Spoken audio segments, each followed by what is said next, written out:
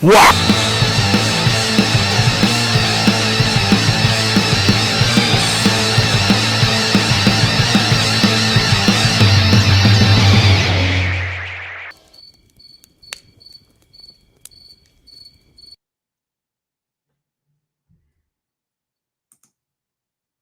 What is up, everyone? Gary, Evening. How's it what's going on, going, Matt? Dude, Oh man, it's been a long week. We had Labor Day off, right? mhm. And I did enough work for a full 5 days this week, so I'm exhausted. But I'm really excited to be here tonight with all of our loyal second Thanks for watchmen, being here, guys. Thanks for being and here. I'm looking forward to a great show tonight because we have an awesome guest on. But before we bring him on, Gary, did you get any gaming done? Yes. No. And it's really wait a second. Saturday, I played in Chubby's game. It's hard Oh to remember yeah, because it was almost a week ago. Yes, I have 2 games in a row. Um, I managed to live this time. So I'm yeah. pretty happy about that. That was nice. Yeah, and that's really about it. But there's been a lot of gaming related things happening. There's been some getting ready for a new campaign, actually trying to decide what the new campaign is and writing a little bit on all my ideas. I'm in that phase. So yeah, anyway, that's about it. What about you? Did you get a game in? No, No. I'm excited though because this weekend, a new person on the Discord server, a guy named Anton, he's really interested in Mothership. And Sunday night, we're doing our session 0. He's running it. I played 0th edition Mothership and loved it. So this is going to be the first edition. Blah blah blah. Looking forward to getting in on that game. I was on Erudite DM's channel. Last night we did a video talking about Magic. So everyone, Erudite's here. What's up, brother? Please go check that out. If you haven't been subscribing to his channel, please do. But yeah, we just talked about Magic and Lamentations of the Flame Princess. Apparently, I'm becoming the Lamentations guy. That's fine. I'm fine with that. It's what you've And always I wanted, know, I Matt. know. I say I don't want to be, but I do. And then one other thing, and this is me shilling. RPG Pundit reviewed Wretched Mhm. Folklore and released a video a couple days ago. I was I was sweating bullets because this is supposed to be kind of like authentic, historically authentic, and Right. that's his bag. And he actually really liked the book. He quibbled over a few things. I guess I got a I few things saw. wrong. I watched. But at the end of the day, he's like, "This is a great book," and I was like, "Oh, Pundit likes it." So please go watch that video and then go buy this. Yep. Go buy No, Wretched Folklore. I would have really appreciated it. Bacon says, becoming, you are the Lamentations guy. Hey, we got to get to Disco, man. Oh, I know. Disco's going to wind up paying off our restream bill by the end of the year. I know. Super chat from Disco Barbarian, $5. Thank you, sir. Yard Dog brothers and sword sisters, just finished dry brushing my ass off for Stonestein and looking forward to the best end of the week show. Entertain me. Well, number one, Disco, thank you so much. Number two, I want to see those play reports. And number three, we got some entertainment. So thank you It's going very to be a much, good sir. night. I'm looking forward to this. So what else? Is there any other news? I can't. None that I care about. I'm sure something happened. Yeah. Somebody got fired. Somebody got hired. Somebody's mad at this person. Whatever. Yeah. Bullshit. Yeah. All right. Let's get this our guest on Bear the GenX GM. Bring it. I'm building him up. I'm trying to do a hype. We read his game Heroic. Not only did we have nostalgia for the Marvel FASERIP system, but we loved what he did with it. We loved it so much that Gary ran an actual play on my channel for a little bit called The Row. It was a lot of fun. Gary, it was fine. It was fun. But anyway, without further ado, we want to bring this guy on. Bear, what is up, sir? Hello. I hear voices. Summon the Bear, Hello? the GenX GM. Mother. Welcome, Mother. man. Glad you're here. Hey. Glad you are here. You are my FASERIP guru. I saw a video you did. It must have been, I'm not even sure how many years ago it was, but it was one of the Why I Love FASERIP or Why I Love Marvel Superheroes or whatever that video was. And then 4 years ago, yeah, it's been a while. And then you started doing Heroic. And I got a copy of it, and I was like, oh shit, because FASERIP holds a very special place in my gamer's heart. It's the second game I think I ever played. It replaced Dungeons and Dragons. It was not a game that I played on the side. It replaced Dungeons and Dragons for me. So welcome to the show. Thank you. Yeah, welcome. Go ahead, Matt. Thank you. Well, I guess, I mean, what I've really enjoyed about your content, just broadly speaking, is you've been really focusing on, like, I shouldn't say focus, but pushing back, I think is a better way to describe it. Pushing back against sort of like the cynicism, the nihilism that you see, like the edgy, dark stuff that I like, but I like it for another reason, not because I'm brooding and whatever. I'm more of like 1,000 Points of Light, you know, the end of that last final moments of season 1 of True Detective, where they're coming out of the hospital, and even Matthew McConaughey's like, no, the light is winning. You know what I mean? That's kind of where I'm at, right? But you, I mean, you like, your focus is like, be heroic, and that's actually been really inspiring. And one of the reasons I'd have to say is why it got me looking back at FASERIP again. So I want to ask you right off the bat, like, what is your, I mean, I guess philosophically, what's your motivation, but also like your inspiration? Like, what's your appendix N? You know, what kind of like inspires you to do, like, write heroic, write valorous? Because I know you're working on a fantasy, you know, game as well. Like, what is your appendix N? What is your inspiration? Well, good question. So you got to know a bit about my past then. So I was a bouncer, a bodyguard, and worked in private security. I spent a lot of time protecting people from their own stupidity. And I did a lot of damage to my body in those days. And now as an older man, I'm much slower, and I walk with a cane and all that fun stuff. But I wouldn't trade a second of it. And the reason I wouldn't trade a second of it is because no matter what shitty things I've done in my life. Oh, can I swear here? Is swearing allowed? Oh, yeah. Oh, we drink. I mean, we're not drinking tonight, but we get drunk sometimes. We sometimes fight. We're not drinking yet. Yeah, but you're all right, motherfuckers. So basically, no matter what stupid or shitty things I did in my youth or bad choices I made, I also know that I spent a lot of time and gave a lot of my health to not shitty things and to the betterment, or at least in that micro area of betterment of the situation. So for me, I don't find paladins boring. I think people who play paladins as flexible or inflexible asshats are bad role playing, right? Just like the horny bard is bad role playing, or the thief who steals from the party is bad role playing. So I believe in the good guys. All my friends love Starbuck. I loved Apollo. All my friends love Wolverine. I love Cyclops. You know what I mean? Like, that's just my favorite two male superheroes are Captain America and Superman, because I believe that there is deep within us a goodness. The human race is capable of such amazing acts of compassion, heroism, and humanity. Yet we focus on the negative because we are disgusting voyeurs who want to see the negative. Even I do it. I watch police cam videos and stuff like that. Like, I want to see the negative too. But at the end of the day, I believe we need to be good people, and sometimes that's okay. So my appendix N is not really any one thing. It's just my life that led to this place, right? And I firmly believe in being a hero, not a villain. So heroic is just because I love superheroes and because I played Marvel for years, and I was all in on the Marvel multiverse game when it came out in the playtest format, and I wasn't going to touch heroic because that was going to be my game. And then they released the actual play version, and they made a lot. And I love Matt. Matt's a friend. Think the world of Matt. But they made changes I disagreed with, and the game became something I didn't like anymore. And that's when a couple of the people I hung out with and created with, Dale and Shane, were like, "Well, just do heroic then." And I'm like, all right, let's do heroic then. Made some big mistakes. Made some not bad choices, but bad timing based on the global economy and shit that happened. Had the chance to do it over again, I guess I would, but then I would never have learned the lessons. So no, It has to be what it is. But it is my life. It is my dedicated chore.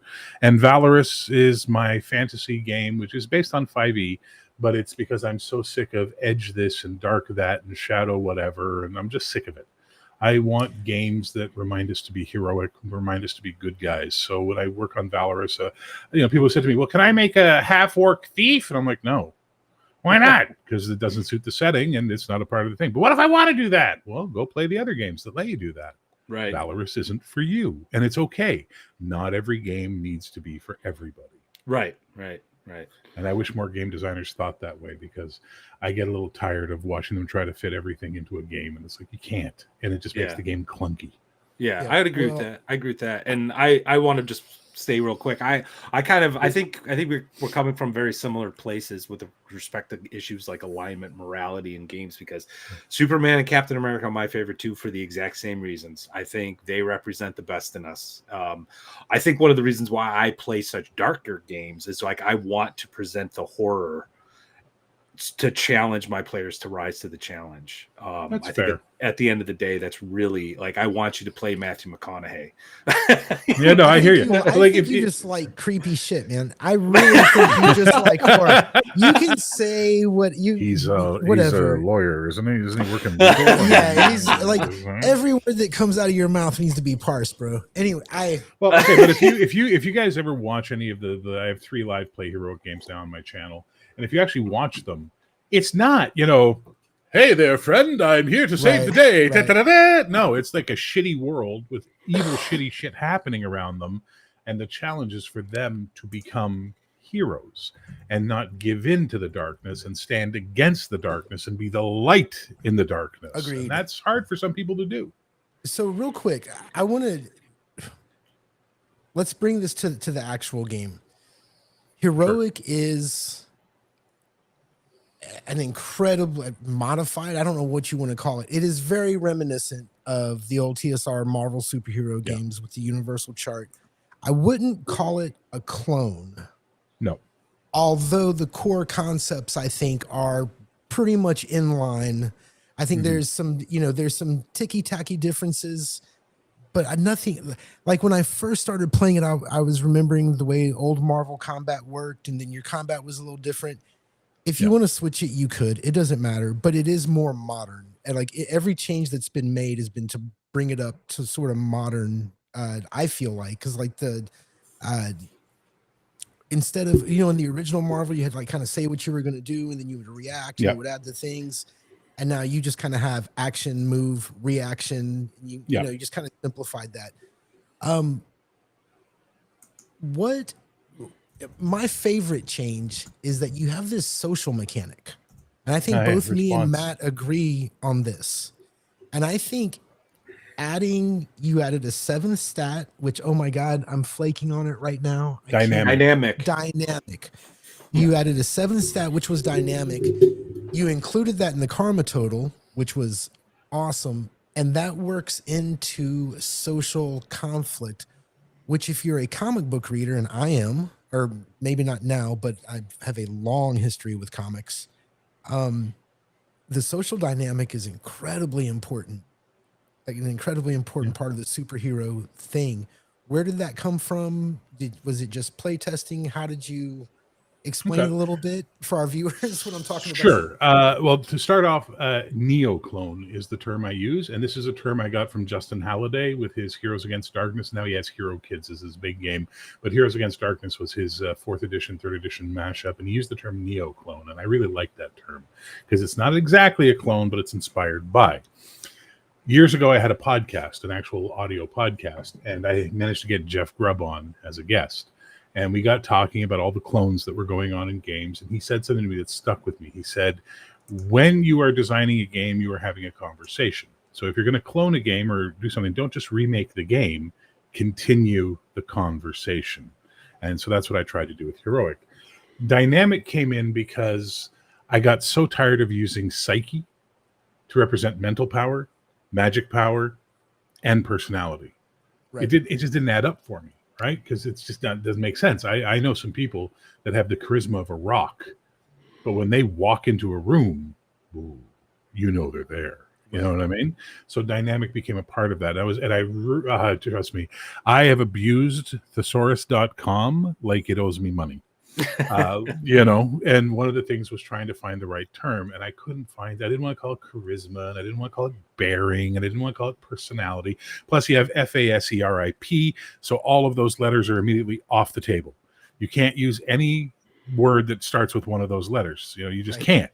So you're like, okay. And then I just was like, God, I just need something that's really just, explains how dynamic someone is. And my buddy was smoking a cigarette. He goes, "Oh, there's your word, isn't it?" I'm like, "What?" He's like, "Dynamic." And I'm like, definition of dynamic. Yay! And that's it. So dynamic came in and it became the personality thing. Now, dynamic is resisted with psyche because psyche represents your willpower. Psyche represents your anima, your spirit, your self. Whereas dynamic represents your force of presence, right? Mm-hmm. The response rules came out of that. And it was like, okay, well, if everything's good. So everything in the game and it's something I loved about FASERIP Marvel Superheroes, that I wish they had done more with, which is in Marvel Superheroes, there was this little thing buried inside called intensity. Mm-hmm. And the intensity system was, if something is one rank higher, you need a red result. If it's the same rank, you need a yellow result. And if it's one rank lower, you need a green result. If it's two higher, it's impossible. And if it's two lower, it's automatic. I was like, that's really interesting, the intensity system. But the way the color chart worked didn't work. So I said, okay, well, hang on. And I designed this game called the Versus Engine, which was my first real sort of attempt to design a full game system. And the whole idea was that you would compare two values, active and resistant, and then the difference between them became the modifier to the person's dice roll, right? So if you had a 10 going against a 12, he got a -2. If you had a 12 going against a 10, he had a +2. Simple. Then I realized I could do this with ranks.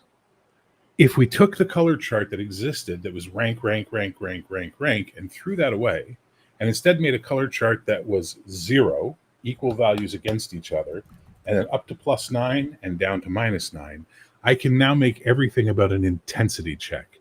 I want to punch you. My fighting's remarkable. Your fighting's incredible. I'm on the -1 column. I want to convince you to do something. My dynamic's amazing. Your psyche is excellent.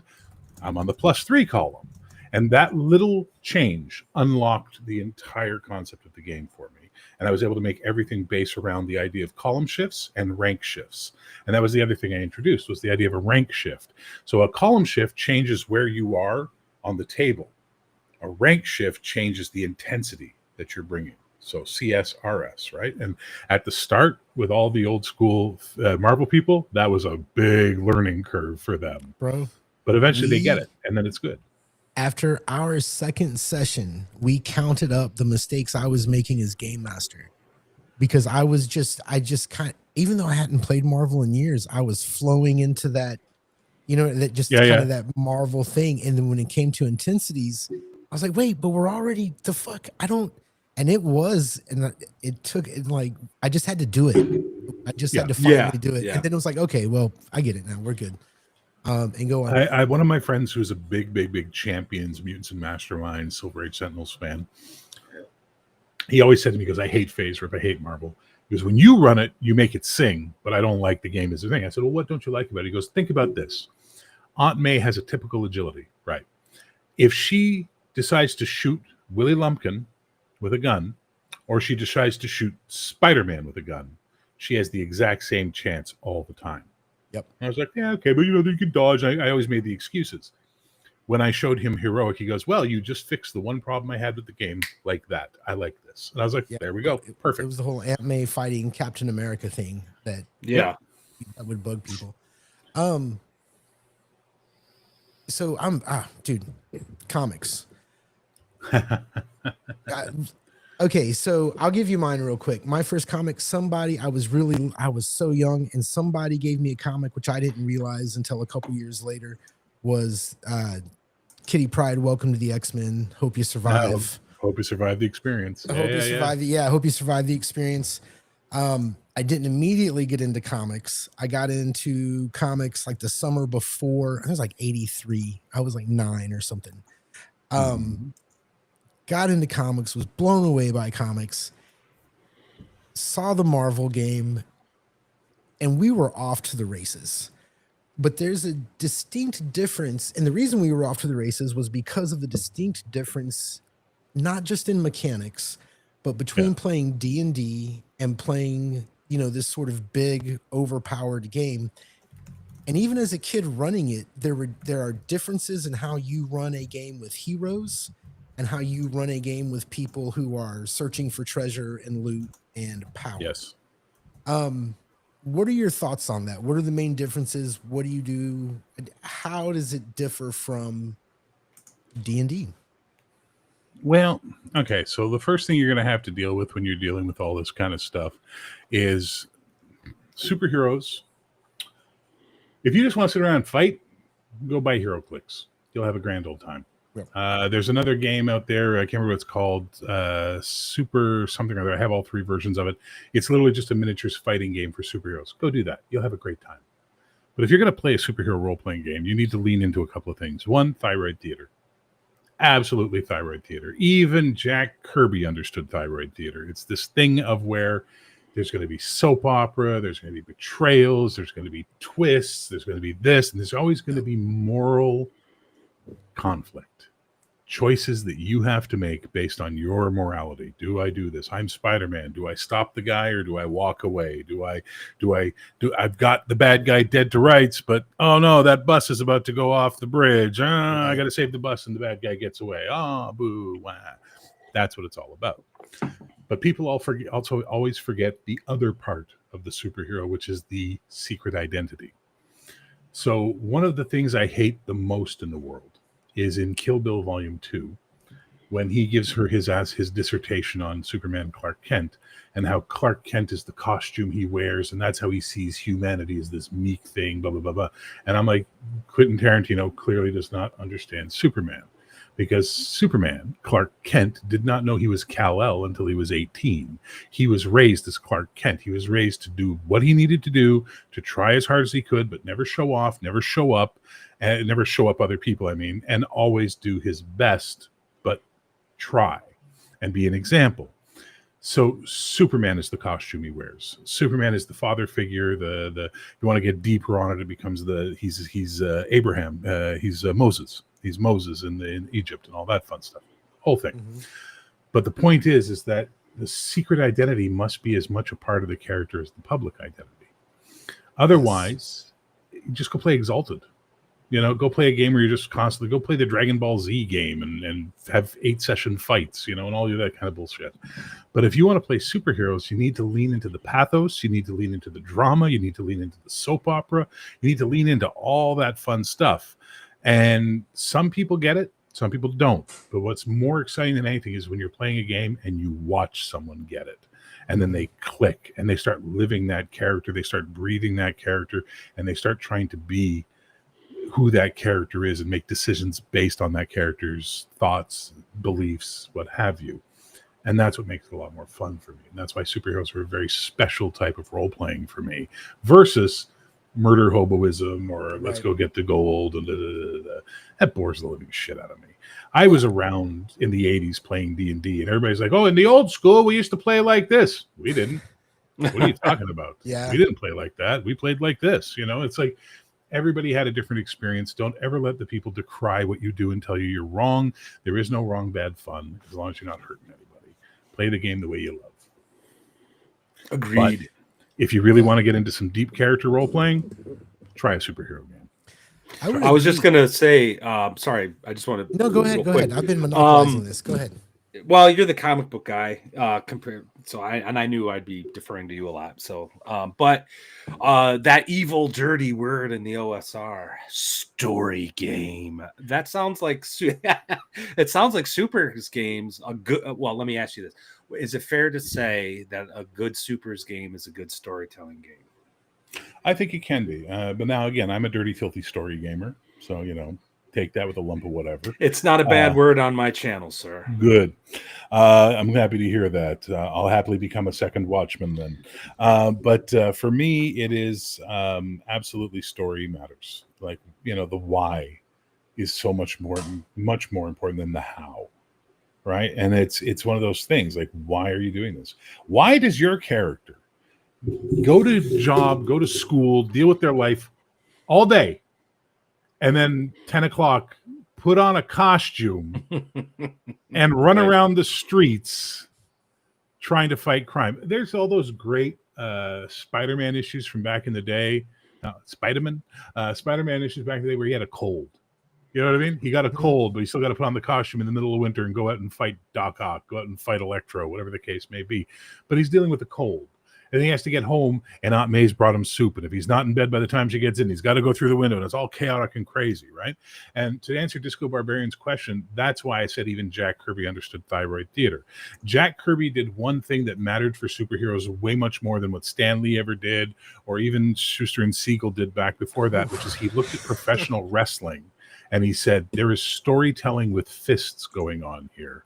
I'm bringing this to my comics. And so that's why the Marvel age of comics really did change how the superhero story was being told, because they leaned into that more. And that's what made it really good stuff. Go ahead, Gary. It feels like you disagree with me, or you have a counter. No, I don't disagree. No, I don't. Look, you can talk about Jack Kirby as just say good things about him, and we're good. Absolutely. Yeah, I'm not in the cult of the king, by the way. I believe it takes two to tango and two to create, and I'm not one of those guys who's like Jack was God and Stan Lee was Satan. I'm not that kind of guy. Absolutely. To say that Stan had nothing to do with it is just ridiculous. I think the Kirby thing didn't click with me for a long time. I didn't get, what the fuck are y'all talking about? These guys look like he's drawing blocks, you know? Yeah, exactly. Yeah. And it wasn't until I was probably 30 and I was reading a friend's New Gods omnibus. And New Gods will do it to you, man. Holy shit. It's amazing. It was just amazing the way he did it, and you're reading New Gods, and you're going, the Black Racer and, Orion and Light Ray. You're like, this is such cheesy shit, but it's so deep. Oh, and it looks so good. And Kirby was, he wasn't like a scholar. He wasn't a college guy. He was a veteran. I heard stories that when he was in combat, he was literally like lobbing grenades 3 feet over a rise, blowing up, the bad guys right over the hill. He was a hard man, and he just had these brilliant little things. Anyway, what do you think? Your Heroic is focused. It's 1980X is the setting. That's my camp. No, that's not Heroic's fault. Heroic is its own thing. It's the game system. Go ahead. Then the Zenith universe, which is my universe, which I've published a couple of comics for and what have you, and my Patreon deals with.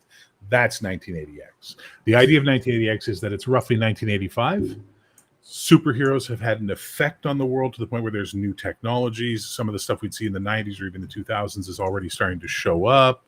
So you can have certain things like there's a guy called Doc Titan. Doc Titan is the king of superheroes. He's the guy who created the super soldiers in World War II, was one himself, could grow real big, and he's Titan Industries. He creates, and there's a thing called the Titan Texter, which is like this little device that can do 180 characters that they all have. And in one of my games, they're constantly Titan texting each other to get messages through to each other because nobody has a cell phone, right? Because it's 1980X. So things like that happen. Plus, there's one of the things that I'm always been more of a DC guy at the end of the day than a Marvel. I love Marvel, but I've been Earth 2, JSA, that's my jam, All-Star Squadron, I'm there. It's almost right? Silver Age, man. Like you're kind of I don't know. Really... I like the Bronze Age. I like the Bronze Age view of the Silver Age. So the Bronze Age of comics. Gotcha. So 70 to 80.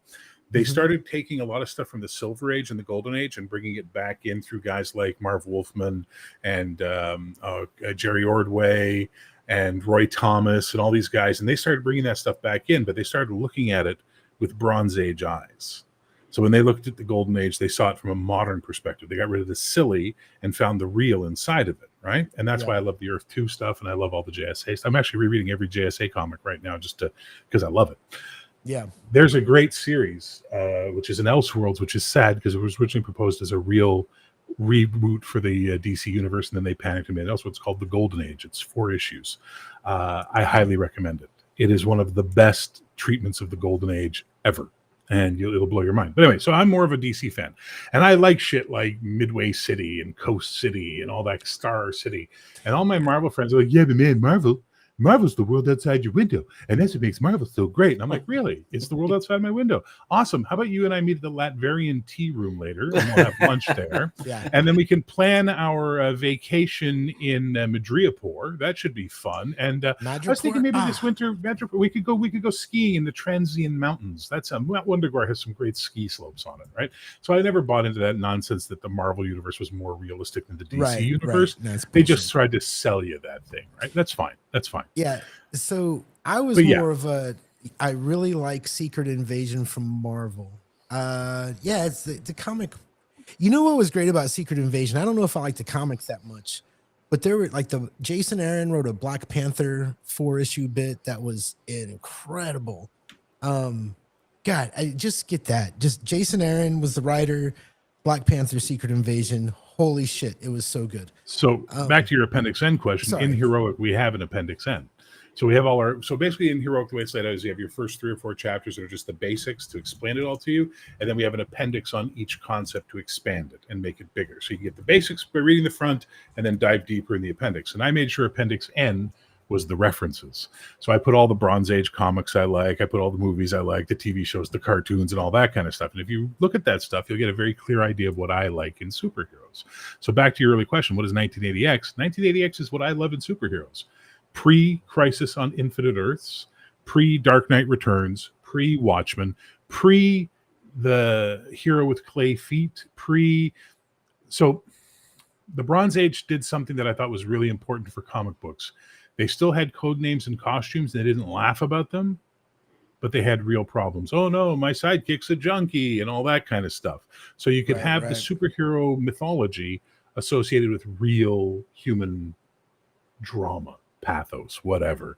So that for me is the high point of comics and superhero comics. There are great stuff that came after. Don't get me wrong. There's some stuff I really love that came after, but that's my bread and butter.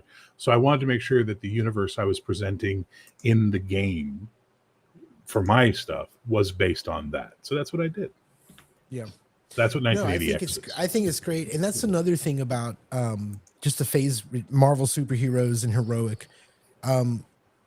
The karma mechanic really, you have to, you can't really play a game without it. You've got to use karma. And if you've got to be good. I mean, it gives you a mechanical, the morals of a hero are baked into the mechanics of the game. Yes. And I think that is awesome. However, that leads me to explain to you why I feel like I really messed up when I ran your game. Go for it. Because I had this grand idea. I have a lot of grand ideas, Bear. And they're the best kind, man. They're the best kind. Aren't they? So the idea is I would run a number of short campaigns, 6 to 12 sessions. And we'd start in the 20s with the pulp era, and we would kind of build out this superhero universe until we got to the 80s or whatever, and then we, just play there. So we get to the 1920s. I was originally just going to start in the 60s, but Matt's like, no, 20s. And the other players we recruited were like, let's go back, dude. I want to be able to carry guns. And we're not really heroes. We're kind of like proto-heroes, like those pulp guys, the Shadow and really Doc Savage. Yeah. So I was like, fuck it, let's do it, man. I'll do it. So I had it. I came up with I thought it was a really great idea for a setting for that time. There was, lots of like low-level magic. And it didn't work right away. And I think it didn't work right away because I gave these guys a mission and I didn't give them the opportunity to be heroes. They were self-declared, we are not heroes yet. And I think it was session 3 or 4. I'm like, you know what? I'm going to set this city block on fire. Go be heroes. And we did. And then you were. Nice. But yeah, you can't twist it. Your players have to buy into the fact that you're not playing bad guys. Yeah. You're not playing selfish. neutral. Right. Anti-hero has the word hero in it. As long as you're doing heroic stuff, you can be as moody as you want. Right? Yeah. But you got to be a hero. When those times call, you got to do it. In Heroic, we have the karma calling, right? You have your calling, and then under that, you have your karma triggers, right? Which are 3 at 5 karma, 2 at 10 karma, 1 at 15. And these are based off your calling. And when these events happen, you'll get karma for them. This comes from Astonishing Superheroes. Now, basically, he created an amazing game. And when I saw it, I went, well, I'm not doing Heroic anymore because he's already done it. I don't need to do Heroic. This is a great game. Then one day I see a post from him, and he's like, yeah, Astonishing Superheroes is on the shelf. So I reached out. I said, dude, what's going on? He goes, oh, I saw that FASERIPopedia that came out, and there's no point in me doing this. And I went, yeah, but FASERIPopedia is based, A, on icons pretending to be FASERIP, and 2, it's $100 and something bucks. Fuck that guy. Your game's better. And he's like, yeah, no, I don't know. I said, listen, all right, let's talk. And we talked, and we came to an agreement where I could use the Astonishing Superhero stuff that I liked for Heroic. And he was really excited about that. So this is Tim Bannock. And so one of the things I got from him was the idea of the triggers, the karma triggers, right? For the whole idea. And I based it on what I was bringing, which was callings. So we put those two together, and boom, we get something out of it. When I got to writing Heroic, I have 3 alignments. I have Heroic, Villainous, and Unaligned, right? So Heroic is Superman, Villainous is Lex Luthor, and Unaligned is Catwoman. You know, there's your 3 from there. I could probably pick 3 Marvel if I really needed to, but everyone knows those 3. You'll understand. So when I was working on that, I started realizing Batman, Moon Knight, Wolverine, they're not really maybe unaligned. Well, maybe Wolverine is, but they're not really unaligned. They do have something. They're vigilantes. So I created the 4th side, which was the vigilante. And I put that in the appendix, vigilante, under callings or sides. And then I realized they wouldn't so much have a calling. You know, I'm a protector, I'm a guardian, I'm a great responsibility, I'm whatever my calling is. No, they would have a vigilante code. So when you make your vigilante, if you're going to do a vigilante, you have to define their code. And then that will define their karma triggers, right? And then that's you take your hat, hang it on the hook, and now you know how to role play that character. So I wanted to give everybody everything they could to play a Bronze Age style of superhero games. You want to do the boys? Well, you could use it to do the boys, but not going to be that much fun for you because the karma thing will get in the way. If you want to do Watchmen, it's not really going to work out for you because it's a little too dark and a little too evil. You know, not evil, but morally bankrupt. They're not being heroes. No, they're not. They're being gods. So that was a big thing for me. So I'm really, really a big fan of that idea. And karma should flow like water, by the way. Yeah. Okay, yeah, I gotta address OSR Dwarf. He just crossed the goddamn line. Brother, I love you. You've shown up here before, and I want to say that up until this moment, I never had a bad word to say to you. But you just called Alan Moore a moron. Don't be putting him dragging on my campaign. We're finishing.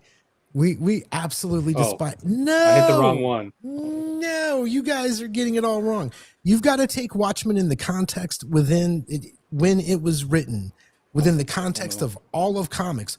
What you guys really hate is what Watchmen did to comics at large, because for the past 40 fucking years, everybody's been trying to copy Watchmen and Dark Knight and everything else.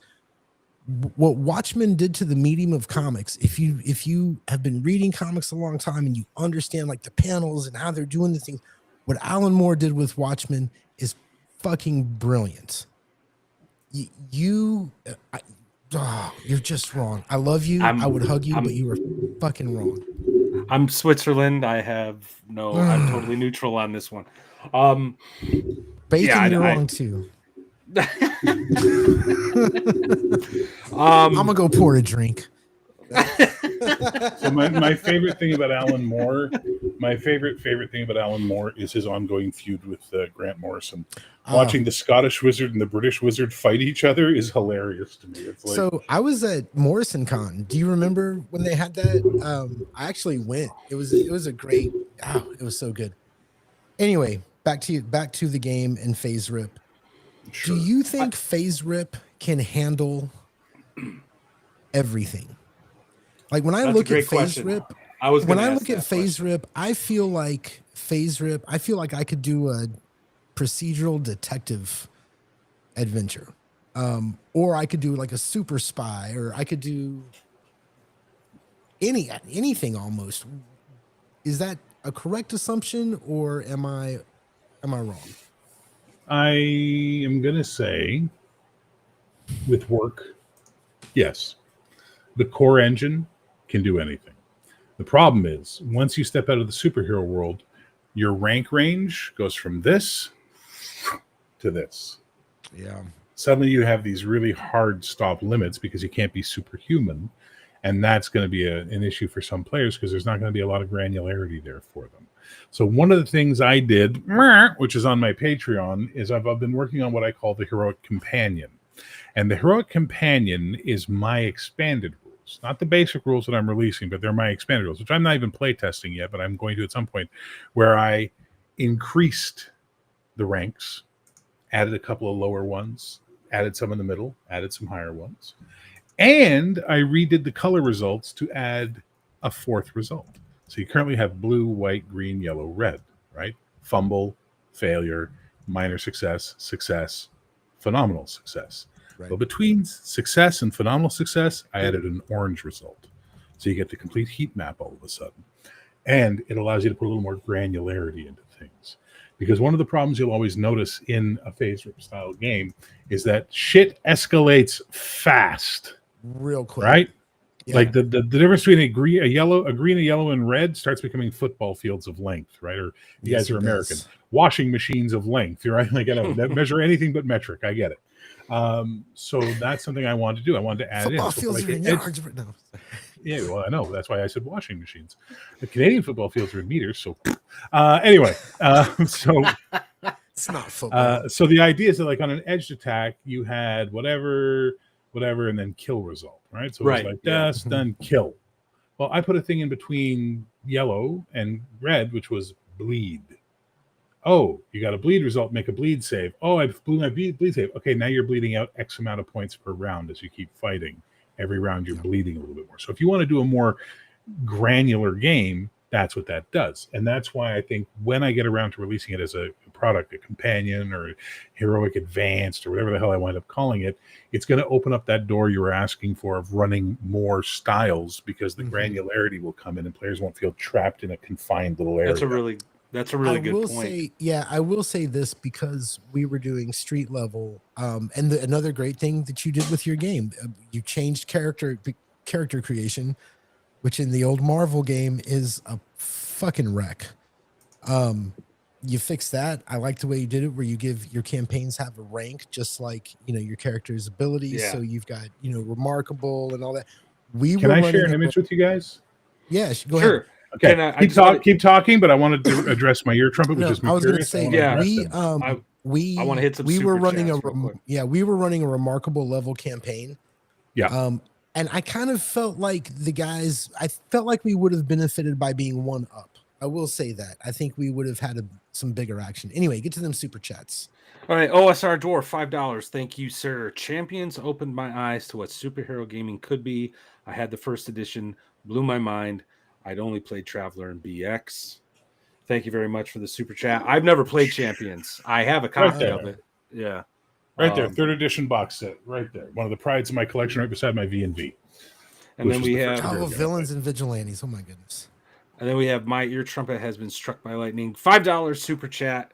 As a person with severe red-green color blindness, this sounds like a nightmare. Would you like to I take fixed this one that there? for you, Mercurius. I fixed that.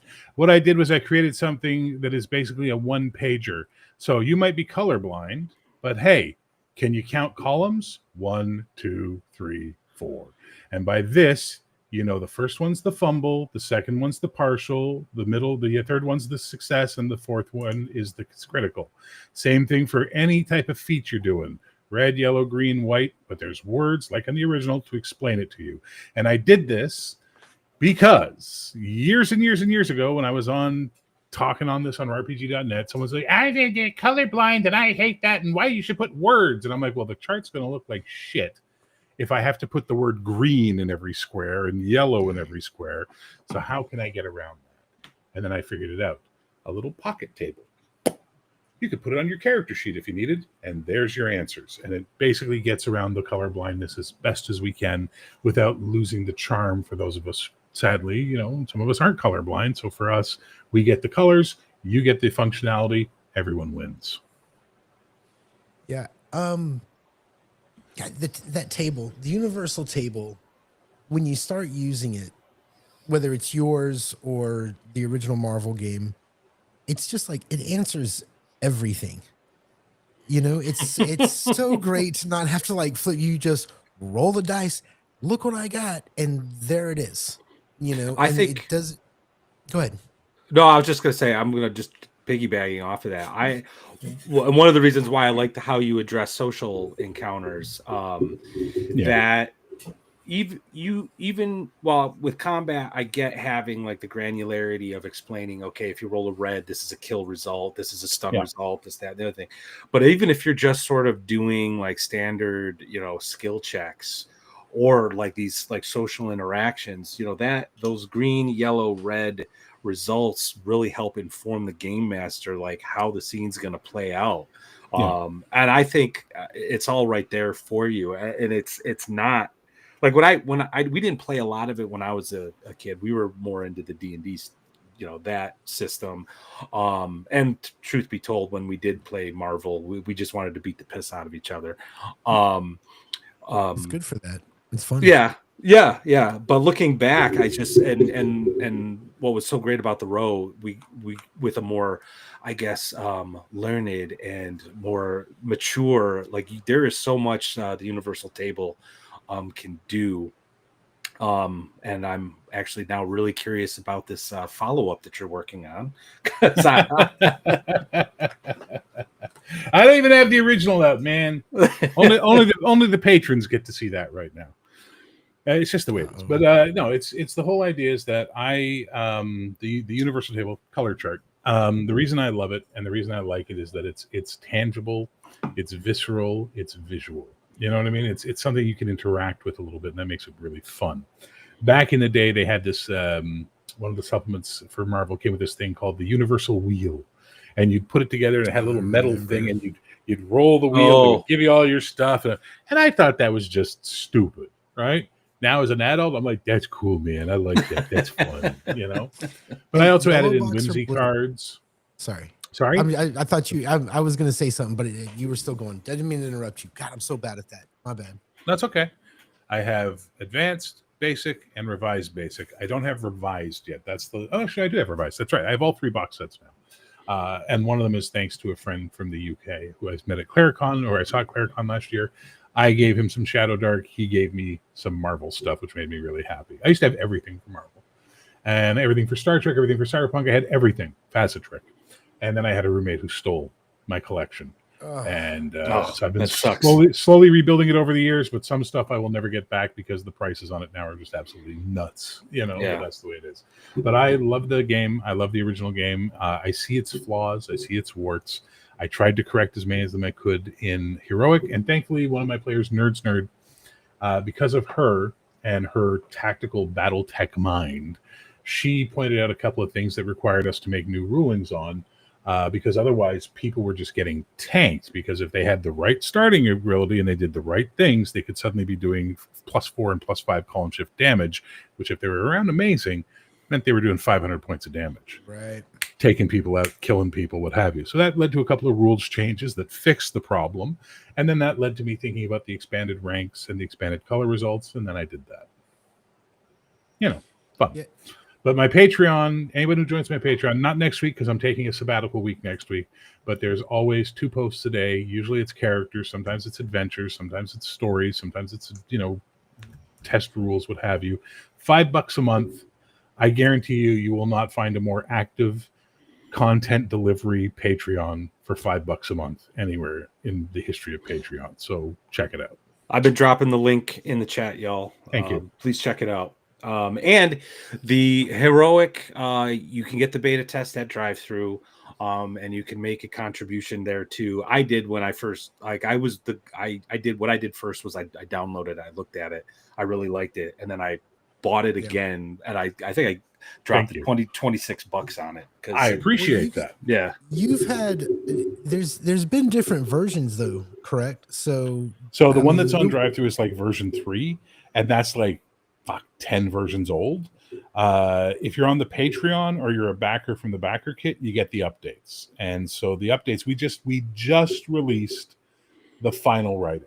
Everything is written. There is no more writing to be done. It's been edited. It's been whatever. Now we're ready. We're in layout and art now. right? And that's where the money comes in. So we're slowing down because I don't have money to throw at people anymore. But it's coming along really well. You want a sneak peek of the cover? Yeah, Sure. see it. Yeah. Would you? So there's the old cover, which you've seen, which was nice and well and good, but we're not going with that as the cover in the end. Let me find it. I know I downloaded it. If not, I'll grab it off of Facebook again from the artist who showed me. Yeah, it's on Facebook. Give me a quick second. Heroic Art Thread. Let's go to media and links. Media. Is that the one? Yeah, that's good. No, I don't like that one. I like the one where he didn't have Lady America in the center. He was he had originally done Turbo Fox in the center, and I was like, that's kind of cool. Even though Lady America is our Spider-Man, our Superman, it was kind of cool. So this is the cover that is currently a work in progress. The artist is a guy named Anthony Farrar, or Frisch DHV on DeviantArt, and basically we're getting it going with the characters on the cover ready to go. It's a little bit of a New Teen Titans #1 homage cover, but not really. And it's just coming along really, really nicely. And then the other thing we had, I'm going to show you one more thing. That looks great. Thank you kindly. Well, thank them. They do amazing work. What are you going to do? We have another artist we're working with, Jacob Blackmon. Don't know if you guys know Jacob. Jacob's a good guy. And we're doing something that basically. So, do you guys remember Star Wars D6? The big thick book, the third printing, basically. Yes. You remember how every chapter had a character introducing the chapter, Yeah. and then through the chapter there'd be voice bubbles with them and all that. Well, we're doing the same thing. So, to show you, for example, our character creation chapter is narrated by a character called Euphony, and Euphony, this is her, and then basically, so we have the introduction image for her for the chapter. And then we have little facial reactions that we can stick into the bubbles as she's giving the reader that's great about the game, right? And so Jacob's doing those for us. And then, of course, Shane is our colorist. He's going to do everything on the colors. So, yeah, it's look, sadly, if I had if every person who, we had 410 backers on the backer kit, if all 410 of them joined the Patreon for $5 a month, this game would be released 6 months from now, because we'd have the monthly income to pay to get stuff done. As it stands right now, I pay out of pocket for most of it. It comes out of my paycheck, my life. And that's just the way it is. Because, and I'm not going to go into the details as why, because I've covered that on my channel and on the on the Patreon. I'm tired of talking about it. So I have to pay the artists. I have to pay my layout guy, right? Everybody else working on the project, me, Shane, April, none of us are taking a penny. No one.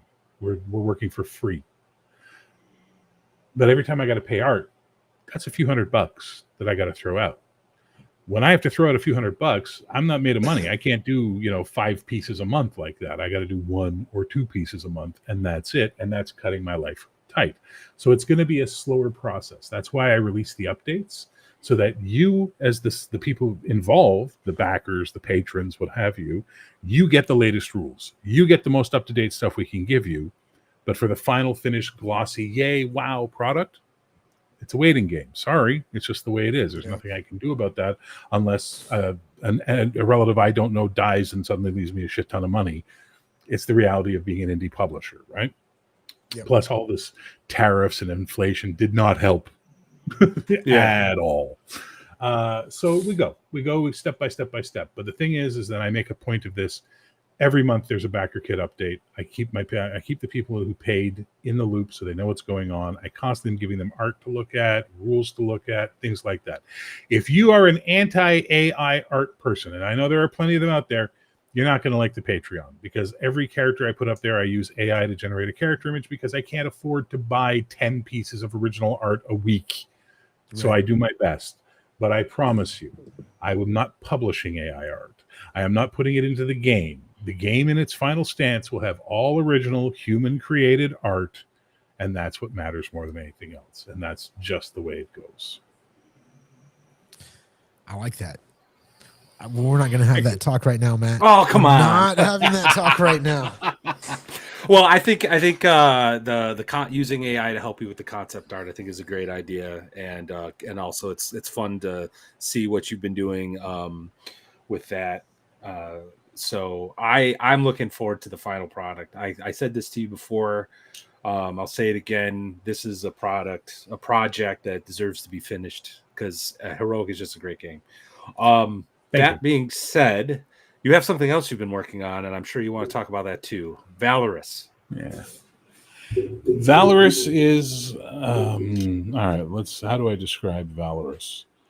One, I don't think we need any more BX clones. I think we're good. I would agree with that. Any possible concept of BX that you can think of is done.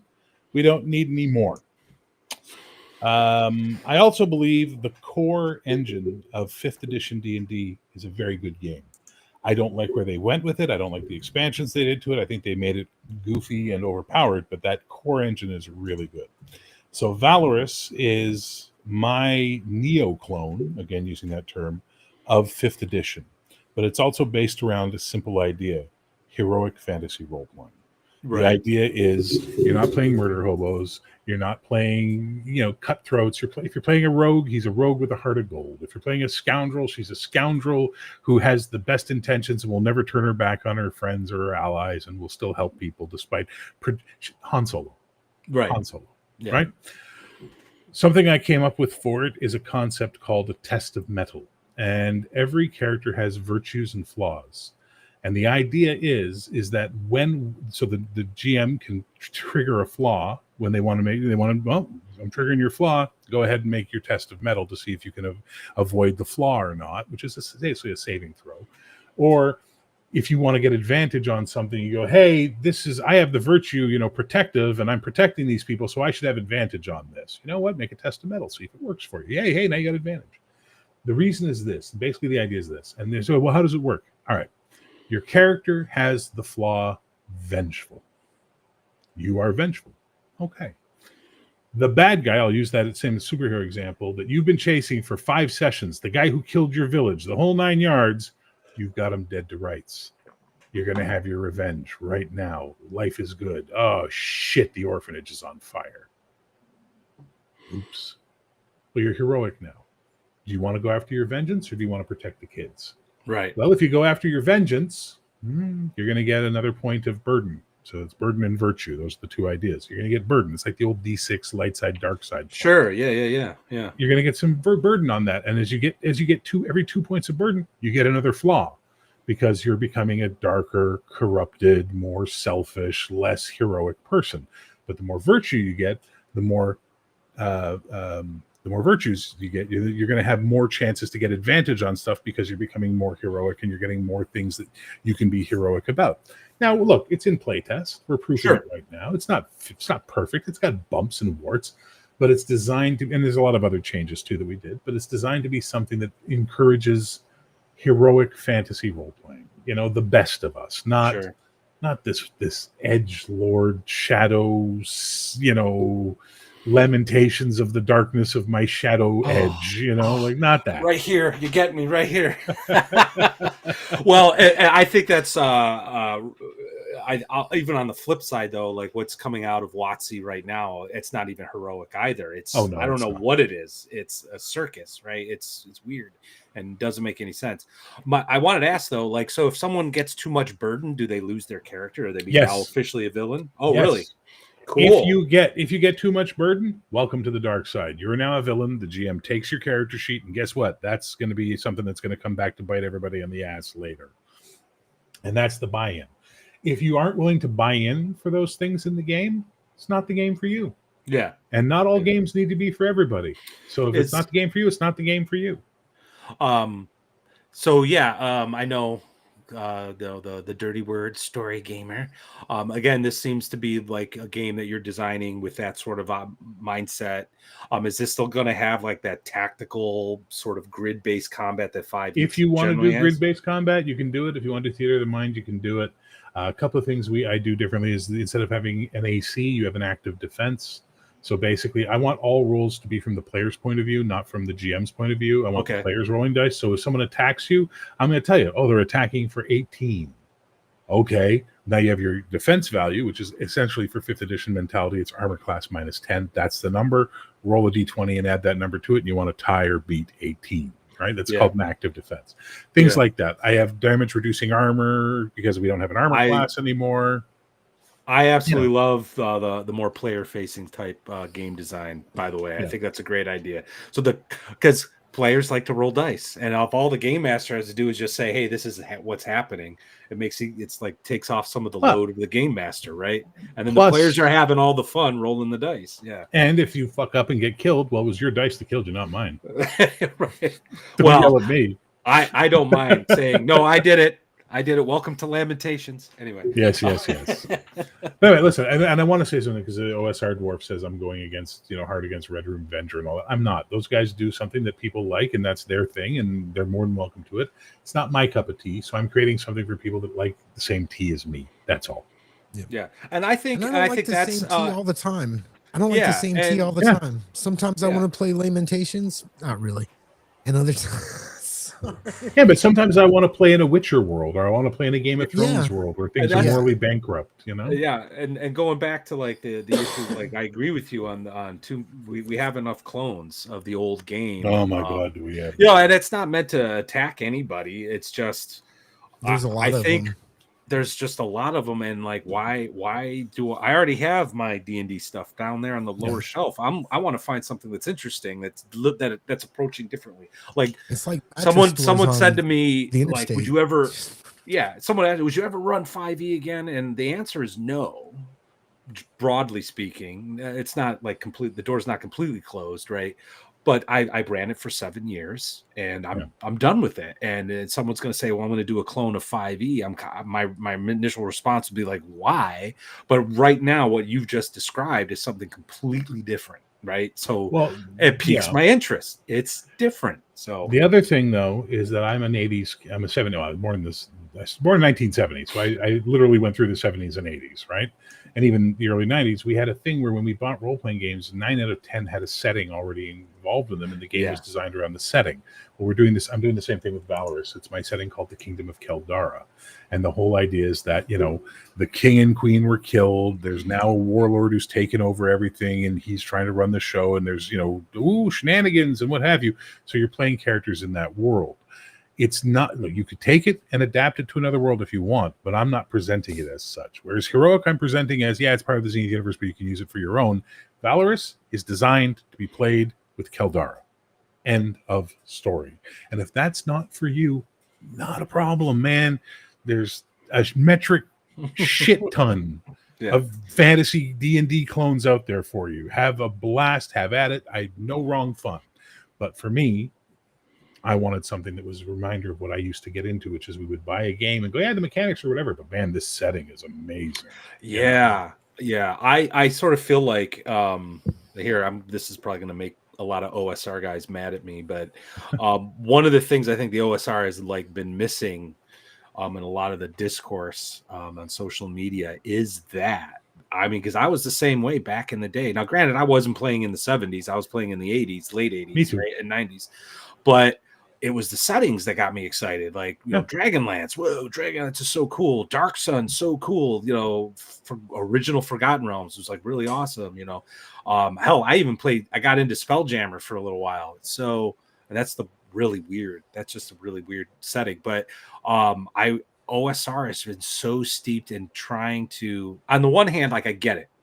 It's an intellectual exercise to understand who the original guys were thinking about when they were designing this game. And a lot of them are no longer with us, right? So like trying to understand that has value, and I get that.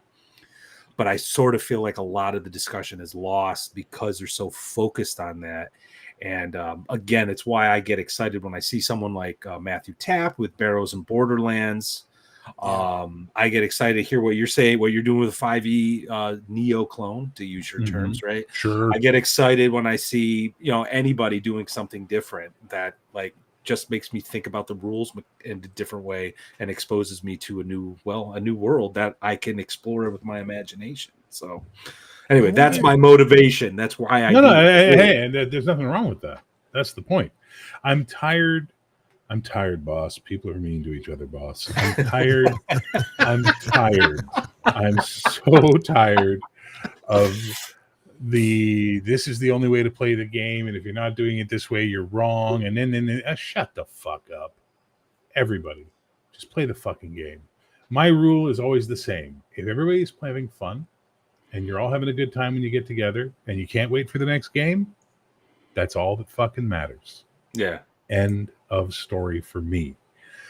I don't give a shit how many Ds you like. I don't give a shit if you're immersive versus tactical versus. I don't give a shit. I have literally had players in my games where the one person's like, I go to the bartender and I ask him if there's any rumors in the town. Who's sitting right beside the person who's like, bartender, I, Thelonious Grunglebang of the Bungungles, would like to talk to you. What tales can you tell me, good sir? Like, I've literally had both those people in my game. Me too. Yeah. In the same game. Yeah. So I don't care. And I was playing a game once. Trying to go ahead, sir. I was gonna say I was playing a game once, and we were like in hour 5 of it, and we were nearing the end, and one of the ladies I was playing with was supposed to talk to somebody and like get a deal or negotiate or whatever, and she comes and she just says words, and rolled dice, and I totally allowed it. You get all kinds of players. Yeah. So, as long as you're having fun. Yep. Sorry, I find being needy. Wait, did you start with D&D and then move on to other games? Because see, I started BX, and then Marvel actually kind of replaced D&D, and then there you go. Star Trek. Fastest Star Trek was my first role. Really? Yeah. Oh, cool. Yeah.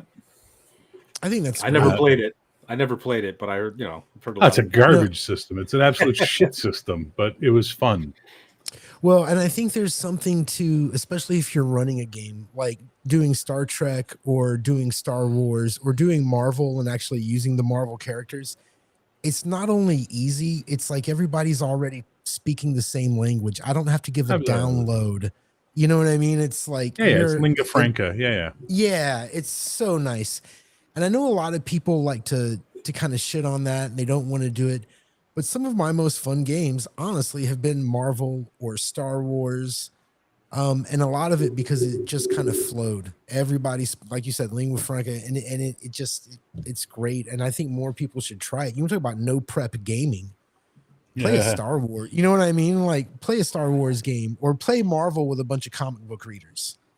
Oh yeah. I can still to this day remember a game in college where our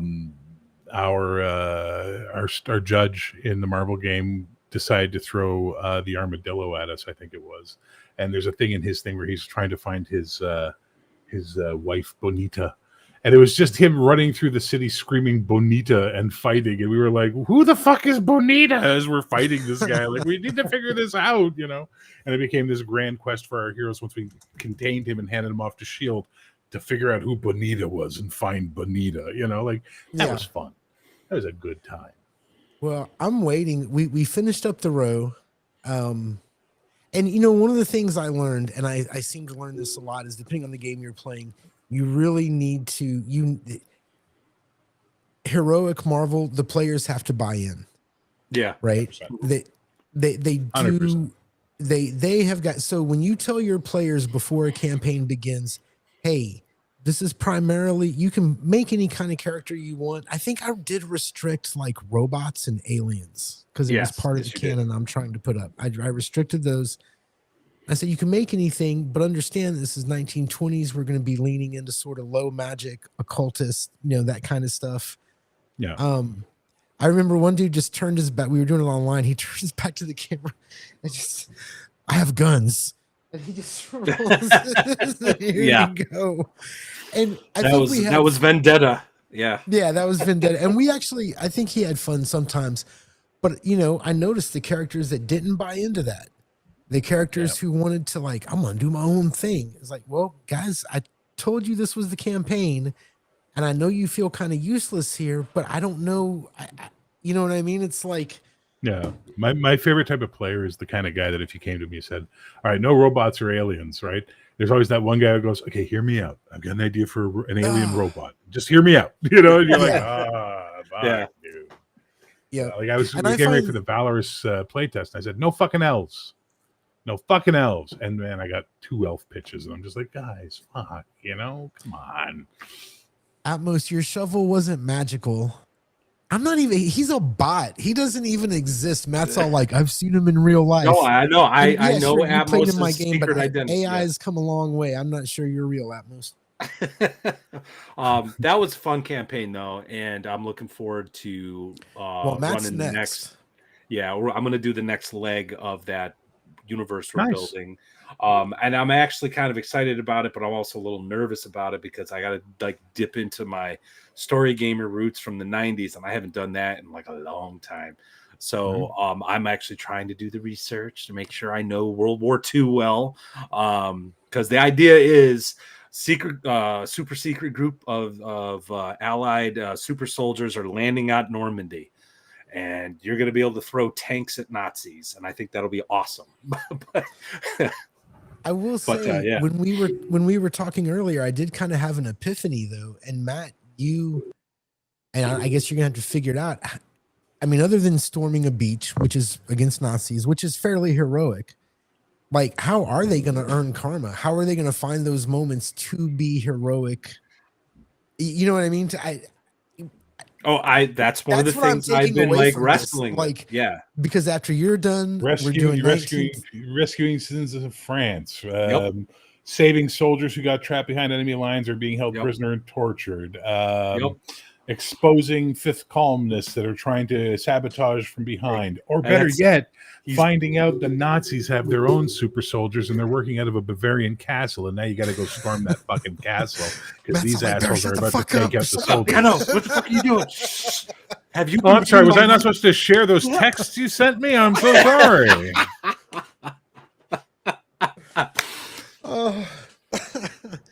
So I had this conversation back. I don't know if you guys remember the channel. They used to have a show called Table Breakers, and they had me on to talk about heroic and superheroes, and I went on and we got into the conversation, and I let them talk for like an hour, and then I think one of them said, "Boy, you look like you want to say something." I said, "I do, but if I start talking, I'm going to run over you all." And they went, "Go for it." So I started laying out how to do a superhero campaign, and going from so first session, here's what you do with this. You need, if you don't have a common origin, you need the catalyst, the call to adventure that brings them all together. Now they're all together. Great. Beautiful. Okay, now you got your heroes together. What do you do next?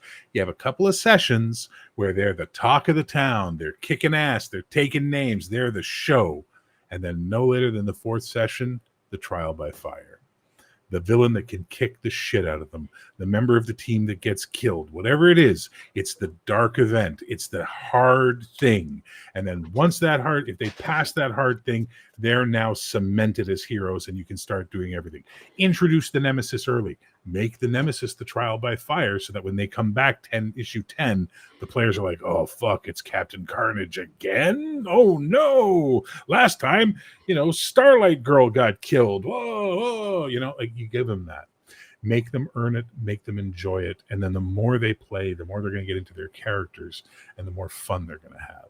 But if you just turn it into a slog and a slugfest, it's going to get old real quick. Real quick. There's only so many times you can I-beam someone, Right. Right now in my Union City game, the Friday game, which is probably one of the best games I've run in years, they haven't thrown a punch, I think, in like 2 sessions. And currently one of them is at a ninja tournament in Okinawa. Another one's like hanging out with a pop star in Neo Tokyo. Meanwhile, the other 3 are running around their home stomping ground trying to figure out what the syndicate, the evil mob is up to that they're fighting. It's just, give them shit to do. Yeah. Beyond, just try harder. Do your games, is it like a sequence of events, or is there a little bit of sandboxy in it? How are you, like, I found myself, when my heroes weren't doing anything, I'd set something on fire. Or, Sure. I was always looking to give them something to do, always. So I have a system for running games. You want to talk about zero prep? All right, baby, here we go. Neil Gaiman, whether his name is good or bad these days, said something once in a lecture that I thought was fascinating. He said how he writes, and it's the same way I write, so I thought it was really interesting. He goes, I treat it like I'm going on vacation in a new place, and there's a bunch of things I want to see while I'm on vacation. How I get to them is the adventure. That's the journey. So I know I want to go there. I know I want to go there. I know I want to go there, and I know I want to go there. But I don't know how we're going to get there. So what I do when I run a game is, okay, I know I want to do this. I know I want to do this. I know this is the subplot that's happening here. And I know this is the event that's going to happen no matter what the players do on this date. But how they go from event to event, how they pick up clues, how they take us places, that's up to them. I'm just going to react to them. I'm going to see what they're doing. I don't need to plot out intricate details. Now, I don't think, personally, I don't like sandbox. Not for me. Someone wanted to know what I meant by dirty, filthy story gamer. Well, watch my live plays. You'll. I can't really define it for you, but if you watch one of my live plays, you'll get a pretty good idea real quick. I let the players take me where they want to go. In the Guardians campaign, my Monday night game, every other Monday on my channel, Bear the GenX GM, the first session was them fighting Nazi supervillains who have come back from the past. And then it turned into a fucking Dragon Ball Z, and they fought them for 3 sessions, the same fight. Because we only play for 2 hours at a time. So that fight just kept going and going and going until finally it was over. And I was laughing because it's like the first 3-4 sessions were just this fight. But it was fun. And it was a good time. And it established a couple of heroes. My buddy Jason's character, Captain Saturn, was so good at taking a beating and still getting up. He's now legendary to everybody. Who's like, yeah, but Captain Saturn, man, you can't put that guy down. You know what I mean? And that's how it sort of works, right? If I had sat down and plotted that out in advance, it would have failed miraculously and abysmally at the same time and exploded in my face and would have been nowhere near as much fun to do, watch, or play. So for me, I don't plan, but there's no such thing as a sandbox in a superhero game. But in Heroic, if you want to do that, I gave you an appendix that has a metric crap ton of random encounter charts for you in a superhero game. So if your characters are out on patrol, go to the urban patrol, roll a percentile, boop, okay, there's something I can do to that character. Yeah. I was going to say, even in the old Marvel, they had that, what was it? Was it New York, or what was the one? That, New York, that was the one. And they kind of had some random tables in there. But I would agree, it's not sandbox. The best, for me, I feel like with a superhero campaign, you've got to give the players something to react to so they can be heroic, and then I guess they try to find the cause of that or whatever. But you could leave them alone to do that, let them use their own ideas. But like you were, like you were saying, let them get to the end of the path however they. Oh, excuse me. Bless you. However they want to get there, but there does need to be that inciting event that. Of course, there's a plot. There's always going to be a plot. Exactly. So, okay, I want to answer 2 questions from the chat, if you don't mind. Better with Bacon. We've talked. What do I consider a story game? I don't believe in player agency. I believe in character agency. And if you understand the difference between those 2 things, you'll understand what I'm talking about. If I need to explain that, I will. But I don't give a fuck about you, the player. I give a fuck about your character. I want to make sure your character has agency. Your character's choices affect the world, not your choices, what the character does, right? So therefore, hex crawls bore the shit out of me, and sandboxes bore me to tears because it's just random shit. There should be a plot. There should be a reason for all these things going on, and characters should react based on what their character is. So that's what I call dirty, filthy story gaming. And everybody who's watched my live plays from the Codex Albana game down to my things, they go, yeah, this is what he means by story gaming. To describe it for you, I can't, because I have never given myself the brain thoughts to go, how would I qualify it? I don't care about stuff like that. I just do, right? So that's the problem. I'm not trying to be a dick, and I don't think it's a gotcha question. I don't have an answer for you because I've never given it enough thought. Yeah. Eater of Worlds. Nothing offends me more than when a person does crowdfunding, runs out of money, and goes back with their hand out to ask for more money for Peter to pay Paul. Those never succeed. They always wind up disappointing people and rarely delivering on what they should. And the worst one ever is Myth and Magic, one of the greatest clones that was ever made, run through absolute shit by New Haven Games. So I kind of I won't go back and ask for new money for the same thing. I will just pay my own goddamn money and get it done. And fortunately, my backers have been very supportive. They understand it's going to be ready when it's ready. They're not freaking out. They're not yelling. As long as I keep updating them and keep them in the loop, they know what's going on. So that's a personal moral thing. I can attest to that. I was on the Patreon a while back, before I didn't do any Patreons. But I was on Patreon a while back, and it's a very active community. Bear does keep people updated, and I didn't see anybody really complaining about anything. I think the communication between creator and community has been pretty good. Well, and the community itself is really good because, like, on the latest backer kit update, I mentioned all of this stuff again, and someone said, "What do you mean you don't have money? And what's going on? When did you?" And I replied, and I said, "Well, I've actually talked about this many times here, and on this and that and the other thing. So this is what's going on. I haven't been hiding this, right?" And then one guy, he's like, "Well, I didn't see any update. You can't expect me to know everything that's going on in your life." And then before I could say anything, one guy goes, "Actually, he laid it all out in the March update here on backer kit." And I'm just like, "Booyah, shaka!" That's what I like to see. Yeah, the community watching out for the community. Bacon, I just kind of want to take a stab at this because the difference that I see between, if we're talking about story games as they relate, I need to refill my drink. I can hear you guys, but I'm just going to step away for it. Quick minute. When I think of story gaming and superheroes, it's kind of what I was talking about. Is that, in an OSR D&D game, it's kind of like, all right, the day's new. Where do you want to go? What do you want to do? That kind of thing. Superheroes are reactive, right? They're not proactive. They're not looking for treasure. They're not doing anything. So you do feed a plot point. Hey, this building's on fire. There's a giant monster downtown, alien invasion, whatever the thing may be. And then typically after that first encounter, there's more to it. Why did this happen? Who did this? Yada, yada. And they go off in search for that. And instead of going to a dungeon and turning left or right, your key is really the NPCs a lot of times. I mean, locations matter, but a lot of times you're talking to the NPCs, so you're getting more of the role play part of it, which is one of the reasons why I like Heroic, because Bear actually kind of put that into, he made it a system as opposed to just a charisma or psyche roll or, whatever it may have been. So there are plot points, and there are, in what I would call my story games, I sort of have triggered events. If players do A, then B happens, that kind of thing. Which, when you think of, most of the guys in the OSR who were playing BX or, even, the AD&D guys or whatever, it's really a free-for-all. What do your characters want to do? Well, okay, you're traveling northwest. You want to build a stronghold. You know what I mean? It's very proactive. Heroes are reactive. Also, in a story game, NPCs matter. Yeah. NPCs aren't just quest delivery points. They matter. Oh, my God. Hey, Gary's playing Stardude. And Stardude's got a hot date with his girlfriend. This girl he wants to be his girlfriend. We'll call her Janet Janetson. And Janet Janetson has finally agreed to give him a date. They're going to go see a play that her friend's in, and he's really excited about it. And on his way to the theater, crap, Dr. Destructo just blew up that bank door, and his Destructo bots are now... I get the date, but it ties into your karma. It ties into the mechanical aspect of that in the game.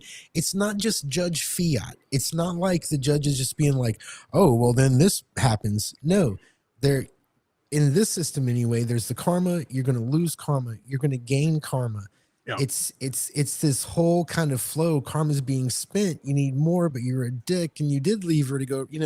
So it's no. Hey, you blew her off for the date because you had to go stop Dr. Destructo, which was the right choice to make.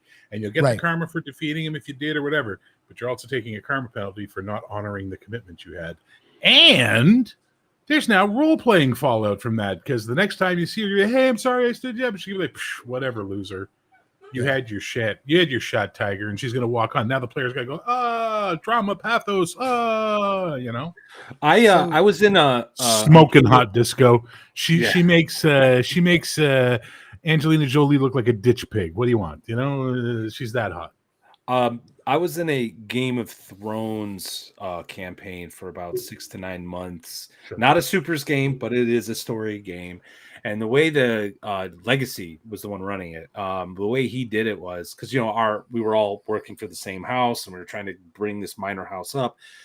Every game session had an issue that we had to solve, and then the very next session was another issue, but that issue was related to the fallout and the consequences of whatever we did. And if you know Game of Thrones, there's a lot of crap that was happening, and I sort of feel like that is the most recent exposure I've had to anything that's quote unquote story game. And I never felt like we were being railroaded. You know what I mean? Like it was us making the decisions, and it was just the game master dropping this issue, this problem, this obstacle, and then the logical consequences to our actions to solve it. So what do we got here? So we got a super chat. Disco Barbarian. Oh yeah, sorry, go ahead. Oh, a super sticker. I think that's the first one we ever gotten. 99 cents, 100 underlined twice from Jonathan Brown. No idea what that means, but thank you. By the way, I want to say to Disco Barbarian, we can track Dr. Douche down later. Enjoy that karma penalty for letting a crime happen that you could have prevented. And for Coco, you lying sack of shit, you play in my heroic games. Son of a bitch. I've watched some of Bear's heroic games. He plays in them. It's that silverback shine, baby. He's the star of the Friday night game right now. That is one thing I can't wait for, is that I think even with Matt's game, we're not into like superhero time yet. We're not at disguises. After Matt's game, we're gonna do 1960s, and I gotta find a way to make y'all want them. You know, if you're gonna try to come up with your own superhero universe, little things are gonna come up. Like, a lot of people don't even think about secret identities or costumes. And actually, I was going to ask you, maybe I didn't read it right, or maybe I just didn't see it, but is karma, is that somehow wrapped up into your contacts? Like, no, contacts are basically a part of the response system that he was talking about, this social thing. Is that, okay, you have a contact. Let's say the contact is Disco Barbarian. And Disco Barbarian is a contact who often gives you advice and also is a supply runner for really, really, really obscure disco records. Okay. Right. Now you found out that the disco dictator is on a crazy crime spree across the city, and you're like, well, he's been stealing all this stuff, but I can't make head or tail of it, so I need to talk to my contact Disco Barbarian to see if he can help me put this all together, right, and give me some information. Well, hey, Disco Barbarian, can we talk? It's not automatic. You have to do a response check, which is a feat based on your dynamic versus his psyche, with a bunch of modifiers based on the relationship you had, and then based on the color result, he'll either tell you to fuck off and hang up the phone, say, yeah, man, I'm busy, I can't talk right now, try me next week, say, yeah, I might be able to help you, come by tomorrow, or be like, holy shit, dude, come on over right away, I got some ideas I can give you. So it becomes a feat in the game, it becomes a thing, but contacts are not related to karma. Karma is solely related to the actions your character takes, or, as we were just discussing about letting the bad guy get away, the actions your character doesn't take. And karma should flow like water. It should. And that is another thing. We should team up with the village people. I got a guy. Plus 25 karma. That was funny. That is something that, as a game master, like I was always having to remind myself to dole out karma. And you just got to be on it. I almost feel like it would be easier if I had people at the table and I had, like poker chips I could throw to them, or something, because it's so integral. And I'm always so easy. What I'm planning on doing? I'm actually planning on printing out the karma sheet with the bonuses and the penalties, printing it out and taping it to like my screen, to this panel that's off screen. You guys obviously can't see it. So when I'm gaming, it's right there. And I can just be like, point, and just award. So I don't forget. And don't wait for the end of the game to give them the karma. Oh yeah, after the moment. Yep, right? Yep. That's exactly why. Right. That's why when you have karma triggers, I don't track your karma triggers as players. That's your business. You need to track them, and if you miss them, tough titty said the kitty. That was your job. I'm not here to keep track of your shit. I got to run a universe. You know what I mean? Right. You as a player need to know what your powers do. You need to know what your talents do. You need to know what your perks and hitches do, and you need to know what your karma triggers are. Because if you don't, that's on you, brother. That's not on me. And I'm so tired of the idea that the GM has to do everything and the players just show up like little lost lambs in the woods. No, it's a mutual combination of things. I'm bringing the game, I'm bringing the universe, I'm bringing the adventure. You bring a little bit of awareness, please, to the table, and that's the only player agency I believe in. Yeah, I think that's fair. That makes sense. There is sort of this trend of, and it's not, and it's I don't care what anybody. It's not like the Mercer effect. That might have been it 5 years ago, but there is just sort of this expectation. Sometimes people show up to a game and, they wait for their turn and that's their participation, really. And you can't have that in a superhero game. It's learned helplessness, right? If you baby the players, they're never going to learn to be players. They're never going to become good players. They're never going to become responsible and engaged players. So don't baby them. Help them when they're new. So one of the rules I have is, okay, so one of the rules in the game is you have to call karma before you can spend karma. Right. You can't roll, fail, and go, oh, I'm going to spend some karma. No, you had to say you were spending karma in advance because you always got to spend 10. No matter what you needed, you minimum expenditure of 10. But when I first start playing with someone in their first couple of games, all right, cool, are you spending karma on this roll? I ask them because I'm being nice and I want them to get used to the habit of thinking about it. Third session, I'm not asking anymore. Oh, I didn't succeed. I'm going to spend karma. No, you're not. What do you mean? You had to tell me before you drop the dice. Oh, shit, right. You know what I mean? I've never seen a player get mad about it. I've never seen a player get upset. Never seen a table flip over it. None of that. And so defeating learned helplessness is the way to go. Help them, guide them, but then cut it off. Wean them fast, and then let them learn through experience. And there is a lot of stuff in the game that's not, it is player agents, like building a base, but or building a vehicle, and even the way you can, without really, you use karma, but without power stunts are a great way to develop new ways that your character advances. You can do that in game. It has a karma cost. No, it doesn't. It doesn't. Not in heroic. Power stunts. Not in heroic. One of the things I go again, man. Okay, so I ran Marvel for 20 years. Right. Okay? Rules is written. 100 karma to do a power stunt. You needed a red result, a yellow result, and then 8 greens. Okay. And I watched players in tight situations where a power stunt would have helped them, but they didn't have the karma to do it. So I said, you know what? Let's get rid of the karma. Now, what is the difference between Electro and Magneto? Hang on, I just got to deal with the cat. But think about that. Magneto's a super badass that can control the iron in your blood, and Electro's because he's smart and he knows how magnetism works. If fucking Electro would go take some night classes and learn about electricity, he would be one of the most powerful beings in the Marvel universe because he controls electricity, the very thing that keeps the world together according to physics. The whole the soft energy or whatever it's called, like he can do all of that, but he doesn't. Because he's a dumbass. He thinks, I can ride the telephone wires because, hey, I'm Electro. Okay, great. You're an idiot. So I said, all right.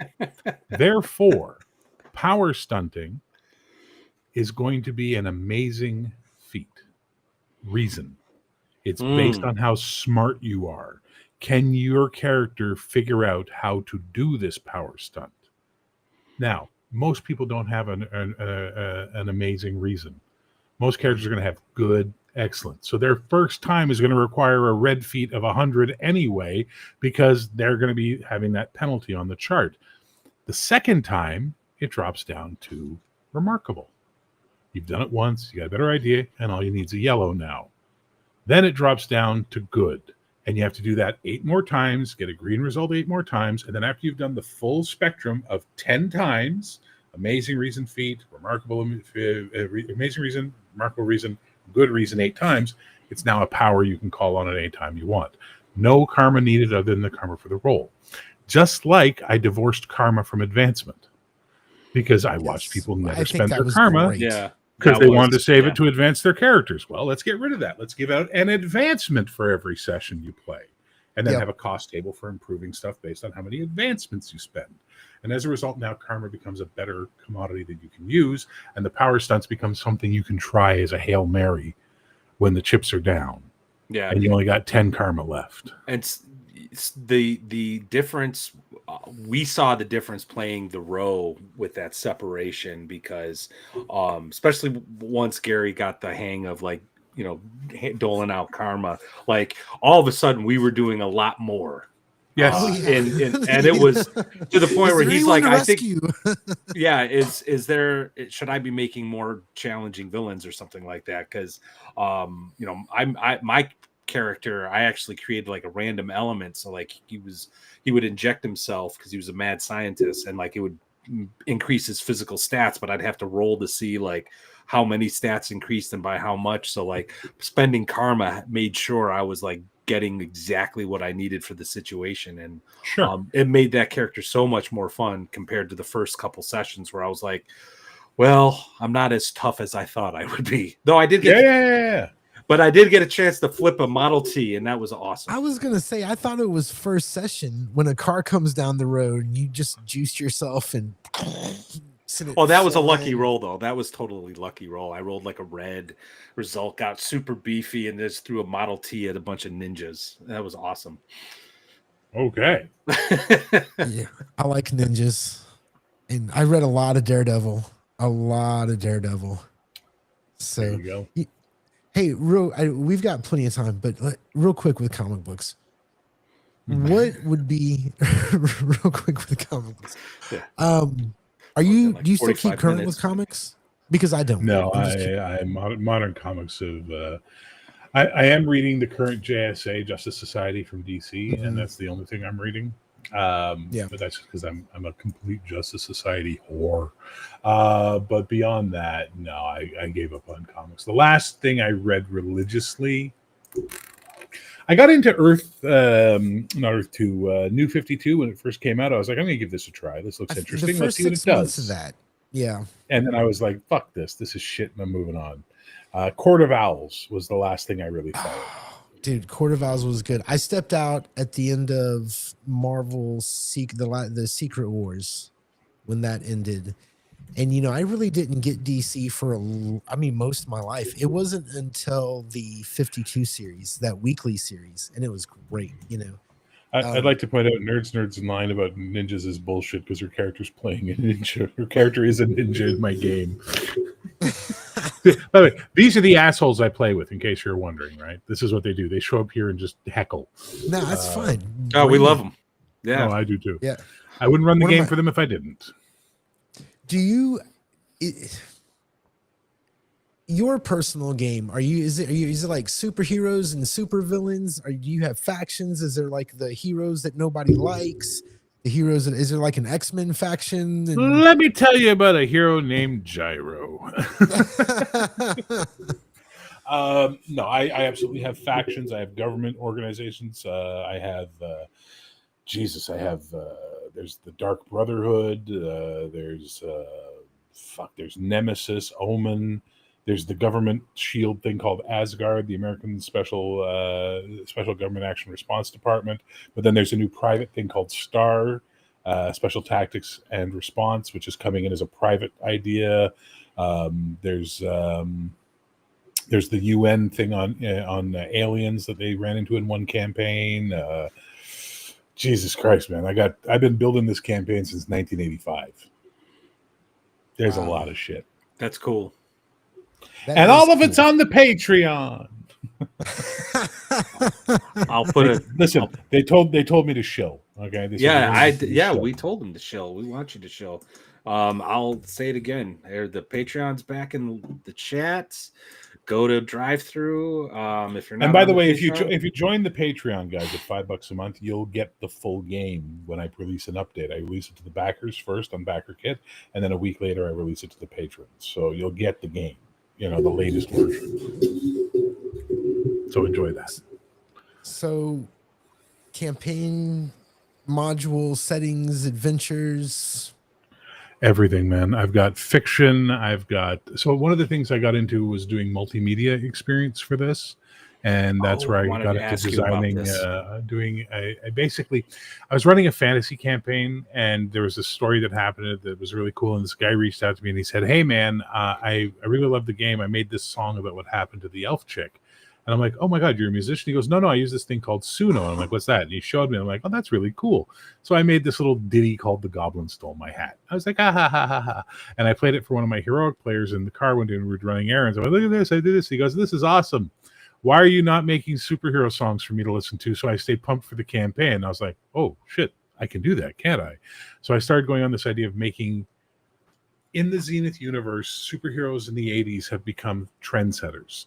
They've become fashion, music, media, TV, movies. They are the pop culture as well, right? So I started making songs by bands in the 80s, different 80s styles that would be in that. And then eventually it just kept going as a hobby to where I have 400 songs now of all different styles and thoughts and what have you. So it's like a multimedia experience. And one of the things that happened is there's a band. Hey, Doc Flamingo, what's up, buddy? Real quick, I just want to grab the super chat because it's from Doc Flamingo. Thank you very much, sir. $5. I've got to work in the morning, so I need to crash. Have some shekels and good night, all. Thank you very much, Doc. Thanks for stopping by. Good to see you. Hope to see you next week. And Doc plays Ace in the Union City game, and he plays Crash Collins in the Falkenberg game. So Nice. But anyway, so I started making songs. So in the campaign, these bands exist, and they sing about superheroes and what have you. And there's this one band called Crystal and the Shimmers. So we had a moment where I made a song about Coco's character, and then set up in their blue booking, which is stuff that happens between sessions that we can blue book out. It's in the rules. It's from Aaron Alston's Strike Force idea. He saved them at a concert, and then they released a song about him called Silverback Shine, but I didn't tell him. I went and I made a radio interview with the singer and all that, and then played the song for him, and it was really fun, and it brought another level to the game. And then because that game doesn't have its own theme song yet, a week or so later, the next day I went by, I said, I think I've got a really good theme song. We're going to try it out tonight. It's going to be a test run. And I just cut down Silverback Shine and made a bunch of images of Silverback being the coolest guy in the world. And it just looked like it was all about him. So the joke is now the game is, Samson and those other guys. That's funny. So that's the thing. So I'm really into this multimedia experience, and I think it's a lot of fun. And if you're on the Patreon, if you're at the $10 level, which not many people are, you'll get that music. I post the music, I post whole albums and stuff like that. So you get another added part of the Zenith universe at that point. And it's just fun. And I don't care if people don't like it. They don't have to like it. They can poo-poo me all they want. I wanted to ask you about that because you have a separate channel, YouTube channel dedicated to the music that you've been experimenting with, the AI stuff. Yeah. Zeg Media, What was it again? I'm sorry, Zeg Media? Yeah, Zenith Entertainment Group. So ZEG Media. What has been I know you kind of told a little bit of story, but broadly speaking, what has been the response from your players when with respect to this, like the media? Because I don't know, this was a couple months ago. Gary, Brian, and I were just kind of chatting in our private chat about a dark city or something, and I had this idea for like a necromantic, like 1970s, early 80s, and I'm like, well, what if you had a necromantic cult of punk rockers and goth chicks, right? And then I just started having some fun with like ChatGPT, kind of experimenting with that idea. I have no idea what I'm going to do with it. Okay, I'm just kind of running with it, and then and it was weird because ChatGPT started prompting me. Well, what about this? And I'm like, oh, that's a great idea. Let me work on that, and I'll get back to you.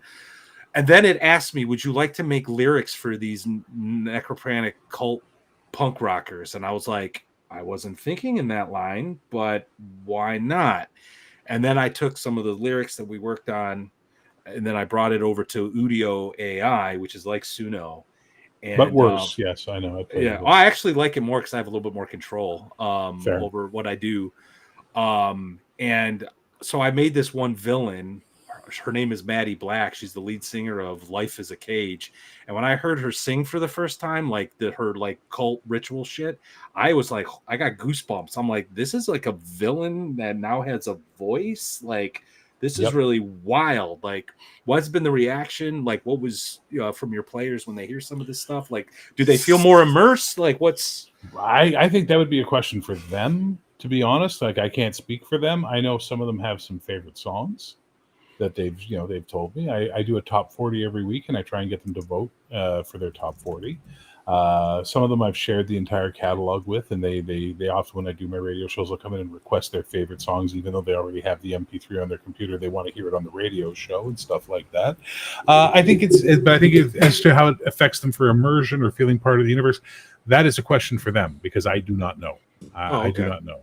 But I try and tie it into the story as much as I can, so that way they feel part of the living universe, And I think that's a secret. Not a secret, but I think that's a trick, which is if you can get them to feel like their characters live in a real place, they'll invest more.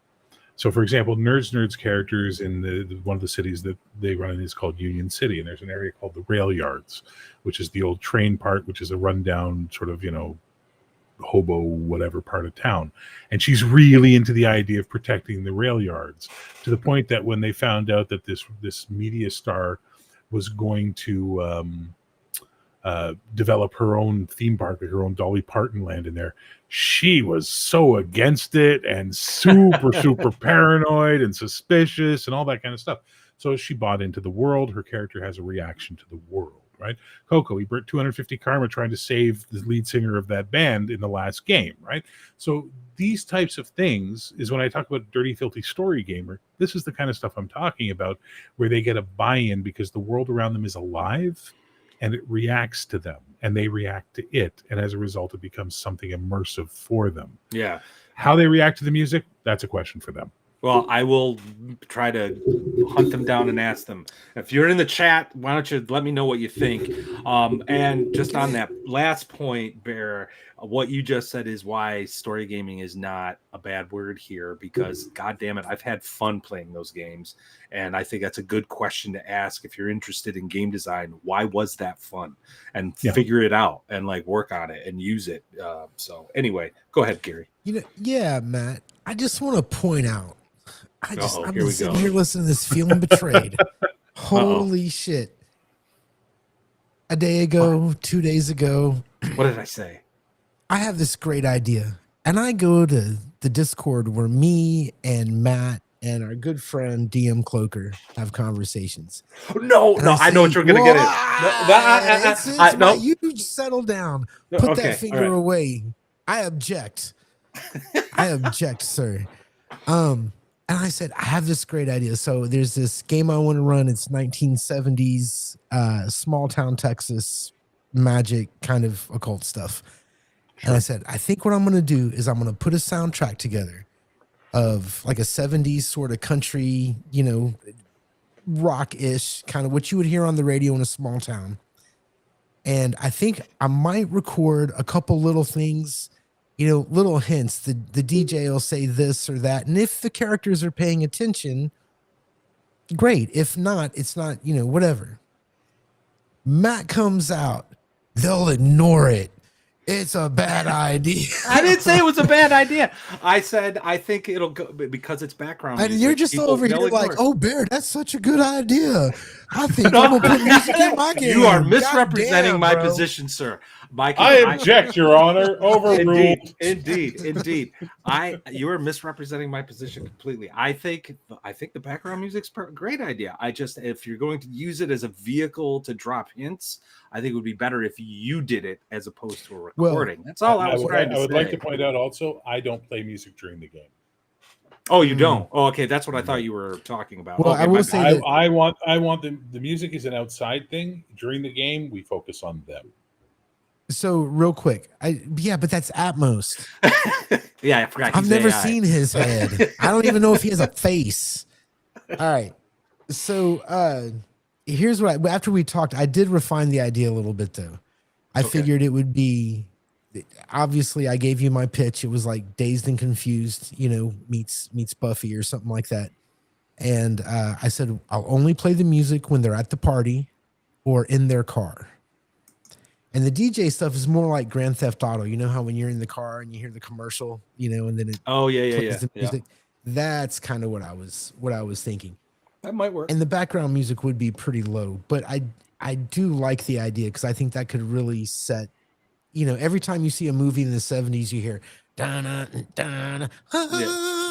slow ride, and everybody's like, "Oh, all right, man, I know what we're doing." Music's always been sort of an inspiration for me when I'm like working on games. Like if I hear like a really awesome like orchestral piece or something that's dark and twisted and stuff, all of a sudden I'll have like an idea for a villain, and that's like his background music or something. You know what I mean? Not that I'll be playing it all the time when he shows up, but that's like the inspiration. I'm like, I have like this image of Mr. Bad Guy walking down some dark hall while this crazy music's playing. So I like the idea of using music in a game, playing in the background low, so long as it's not, too disruptive. But the idea of like generating something specific to the world, like what you're doing, Bear, I think AI is challenging a lot of our ideas, and so I have an intellectual curiosity, and I'm just like curious. So, yeah, I'd love to know what your players think about it. So I'll have to hunt them down and ask. Coco I'm on your Discord here. Doc Flamingo is here. You can ask them; they'll tell you. We just made a song for Ace because I felt bad because it was really funny. And the last game, I said, okay, guys, we're going to go focus on Samson now because he's been really patient while you guys are doing stuff. And Doc just goes, he had a fucking song made about him. Like it was comedy, but it was funny. So I said, all right, I made a song about Ace. And I did it in this Dean Martin style. It's called Aces and Archery. It's like a Hawkeye type, but he's from the version of Las Vegas, Oasis City. So the song's called Twang Goes the Bowstring, and it's fucking a Dean Martin song where he's singing about Ace came to town, ba-ba-dee-ba-boo-da-bee. Nice. And it was so much fun. You know what I mean? Like, this is the kind of shit I do because it's fun.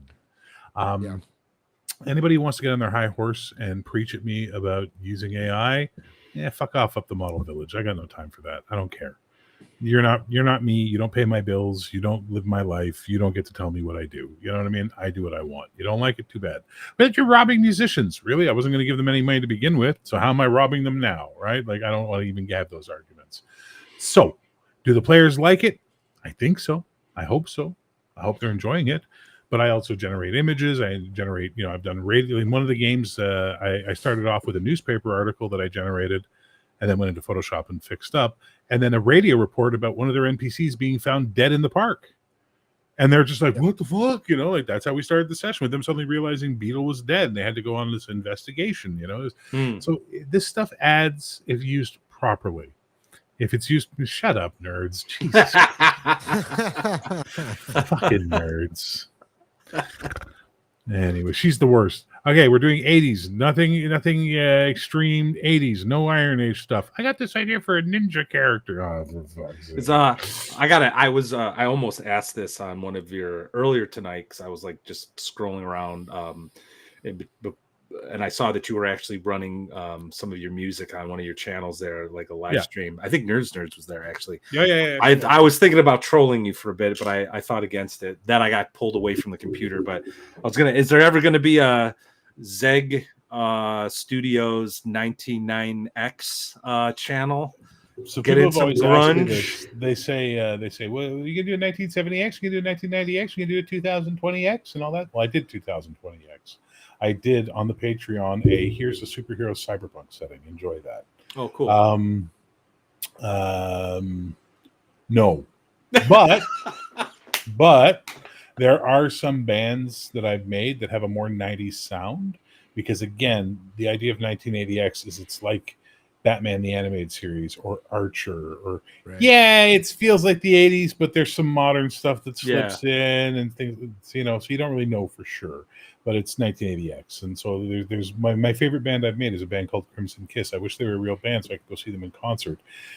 I had to, because they sound so early 90s. I had to have a fake news article from a magazine called Rank in Universe, which is like a culture magazine, referring to them as this is the future of music and I'm scared. This is the idea, right? So it's seeding in little ideas like that. But no, I will never do a 1990X campaign. I will never do a 1990X media blitz. No, just no. Is that because of what comics were like in the 90s? Or no, it's because I lived through the 90s. Fair enough. I hear fucking hated the 90s. I love the 90s, but man, as somebody who's been paid to play music, I have some opinions on grunge that really upset my peers quite a bit. You guys got roped into the biggest scam since the fucking Sex Pistols. Have y'all ever seen that movie Hype? Oh my god, dude. Anyway, so I said this earlier on my other channel, and you might get this joke. My favorite ever joke about Kurt Cobain's suicide was, what's the best part about Kurt Cobain killing himself? The Foo Fighters. That's horrible. That hurts. But because I couldn't stand grunge. I was there when grunge came in, and I loved metal. I loved metal. I loved new wave. I loved early rap, the good stuff that wasn't all gangster bullshit. I even liked some prog rock and stuff like that. I liked a lot of the stuff that was going on. Then grunge came along, and it was like the same assholes I was throwing out of my bars were now making millions of dollars being life sucks, and I'm like, fuck off. Yeah, I learned real young that like the Sex Pistols were put together by a man who owned a BDSM shop. Yeah, and he wanted to sell his clothes. And with Nirvana, so the other thing is I was pretty tapped into music. So I already had 2 albums by Soundgarden. I was into Jane's Addiction. Like none of this Love shit was Jane's new. Addiction. Love Yeah. Jane, right? None of this shit was new, but I was listening to it as well. Now I will say the whole metal thing at that point, I think a lot of it had run its course, but there were still some good bands. But I was listening to all this music at the same time. And what bothered me about the grunge thing is that you had one good band that kind of broke through to mainstream and you just killed everything else. You know, Well, and like the the worst part day Grunge after died. that Nirvana video came out, fuck Grunge it. died 6 months after people were like, grunge is this thing. Yeah. And then it became alt rock, right? And it was highly commercial. There was only like a small handful of grunge bands. Well, really. let's be honest. There was a lot of bands that were being called grunge at the time that weren't. Correct. Pearl Jam was not grunge. Not really. Alice in Chains is not a grunge Alice in band. Chains, 9 Inch Nails. How did they even fall in there? And bro, and he had already sold millions of albums before that happened. Anyway, sorry. So I worked in radio. I used to work in broadcast, and I'm telling you how it happened. Radio executives are uncreative fuckheads who just want to make money by categorizing everything, which is why give me 1980 to 1985 of music any day of the week, because they didn't know how to classify things. They were confused by it. So everything was on the table. And you'd have someone playing their mixtape in the car on a drive, and you'd hear the Pretenders and Rat and Motley Crue and the Go-Go's, and like it was just the weirdest, most eclectic mix of music, and no one gave a fuck. Well, and I remember going, Europe in the 90s. I was sitting in this hash bar in Amsterdam watching their MTV, and I saw Fleetwood Mac, Madonna, Iron Maiden, Nirvana. You know what I mean? And it was pop music. Yeah, you know, it was all just pop music. Coco answered your question, by the way. Coco B. Hey Matt, put it up there. Got it. I enjoy the extra stuffs. It's not a lot, but it's something that's new and fun. It's like being a kid experiencing something new in the genre. Yeah, I would agree, especially when you can kind of point it towards the players, you know, because you're using AI, you can be like, hey, it's a song about this guy. So before we bounce out the door, because I know you guys have a time limit here, can I share something with you? It's a very short little video with a song that is what I was telling you about when I pretended to give them a new theme song, and it was about the character instead of it actually being a new theme song.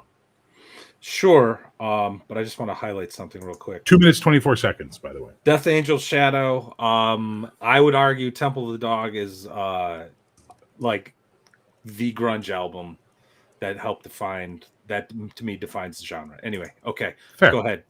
All right, so hang on. Let me load it up here real quick. It's my favorite album too, by the way. Pause it. Hang on. Okay, I'm going to share my screen. I think I can share it with audio here. Yes, I can. Here we go. This was the fake trailer I made for them. Let me know. There we go. I'll hit play and I'll shut up. Let me make sure the volume's up. Yep, there we go.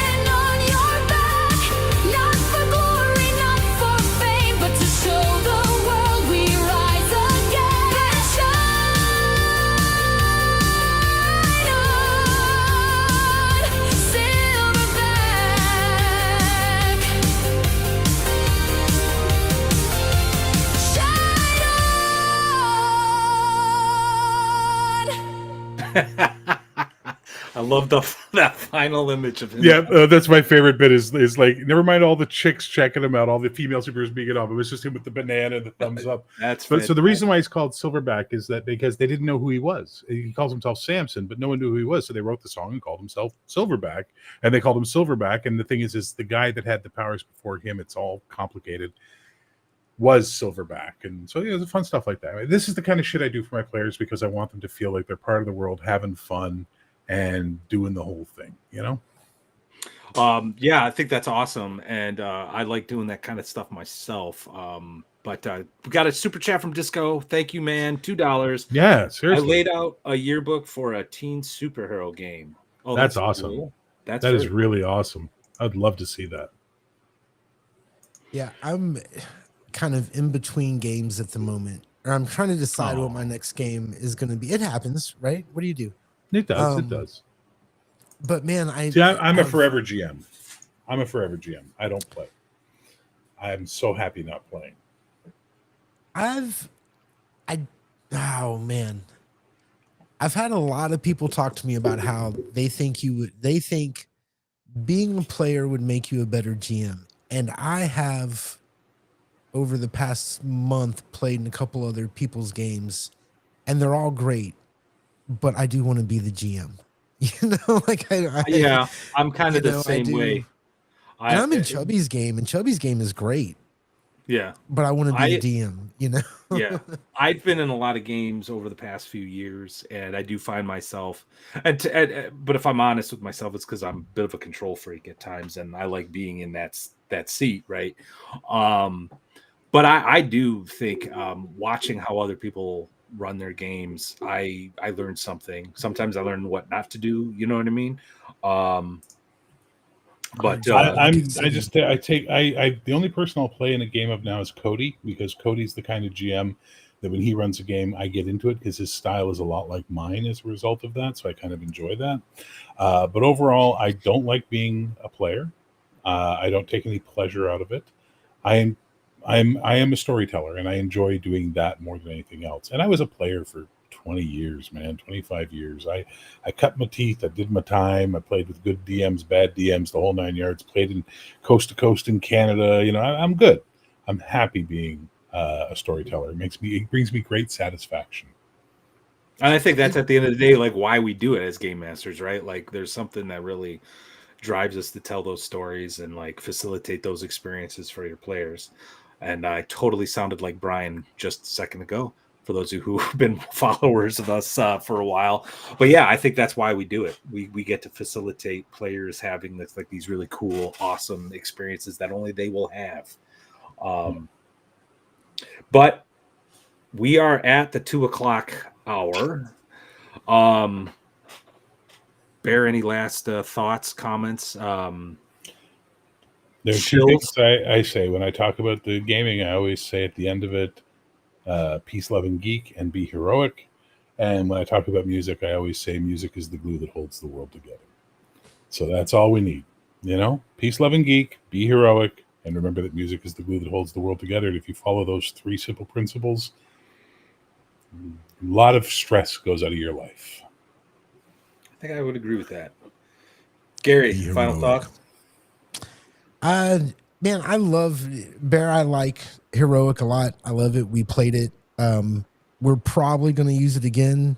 I think I'm almost positive. I know Matt's going to use it. We've got I think it's like a 6-stage plan to create our own, you know, super. Yeah. Yeah. There's 6 different sort of eras we want to touch upon. And then the real game starts, kind of like World of Warcraft. You know, you got to level up to whatever, and then you get to play the real. Yeah. I hear you. Okay. But we wanted to. Are you going to be doing legacy stuff though? Are you going to be doing legacy? Yeah, stuff? absolutely. So there's some characters will come over, and I've talked to other characters, and I'm sure there will be progeny and all that kind of taking up the mantle. That's awesome. Taking up the mantle and all of that. Matt's character from the row. We've had talks. He's actually integral. There's things, man. I've got plans. So yeah, so we're just kind of building it as we go, and your game is the rules we're using to do it, and I enjoy it. And I encourage everybody to look for it. I appreciate that, and I hope you guys enjoy it. Awesome. Well, Well, thanks we for have being been. here, man. Yeah, thanks, Bear. We really do appreciate it. My pleasure. And with that, y'all, our watch has ended. Thank you so much. The chat has been great. Appreciate all the super chats, and Absolutely. hope to see you next week. I have no idea what we're doing next week. I have a feeling it might have something to do with Shadow Dark, though. So hope to see you next week, and happy gaming, y'all. We're out of here. Night night.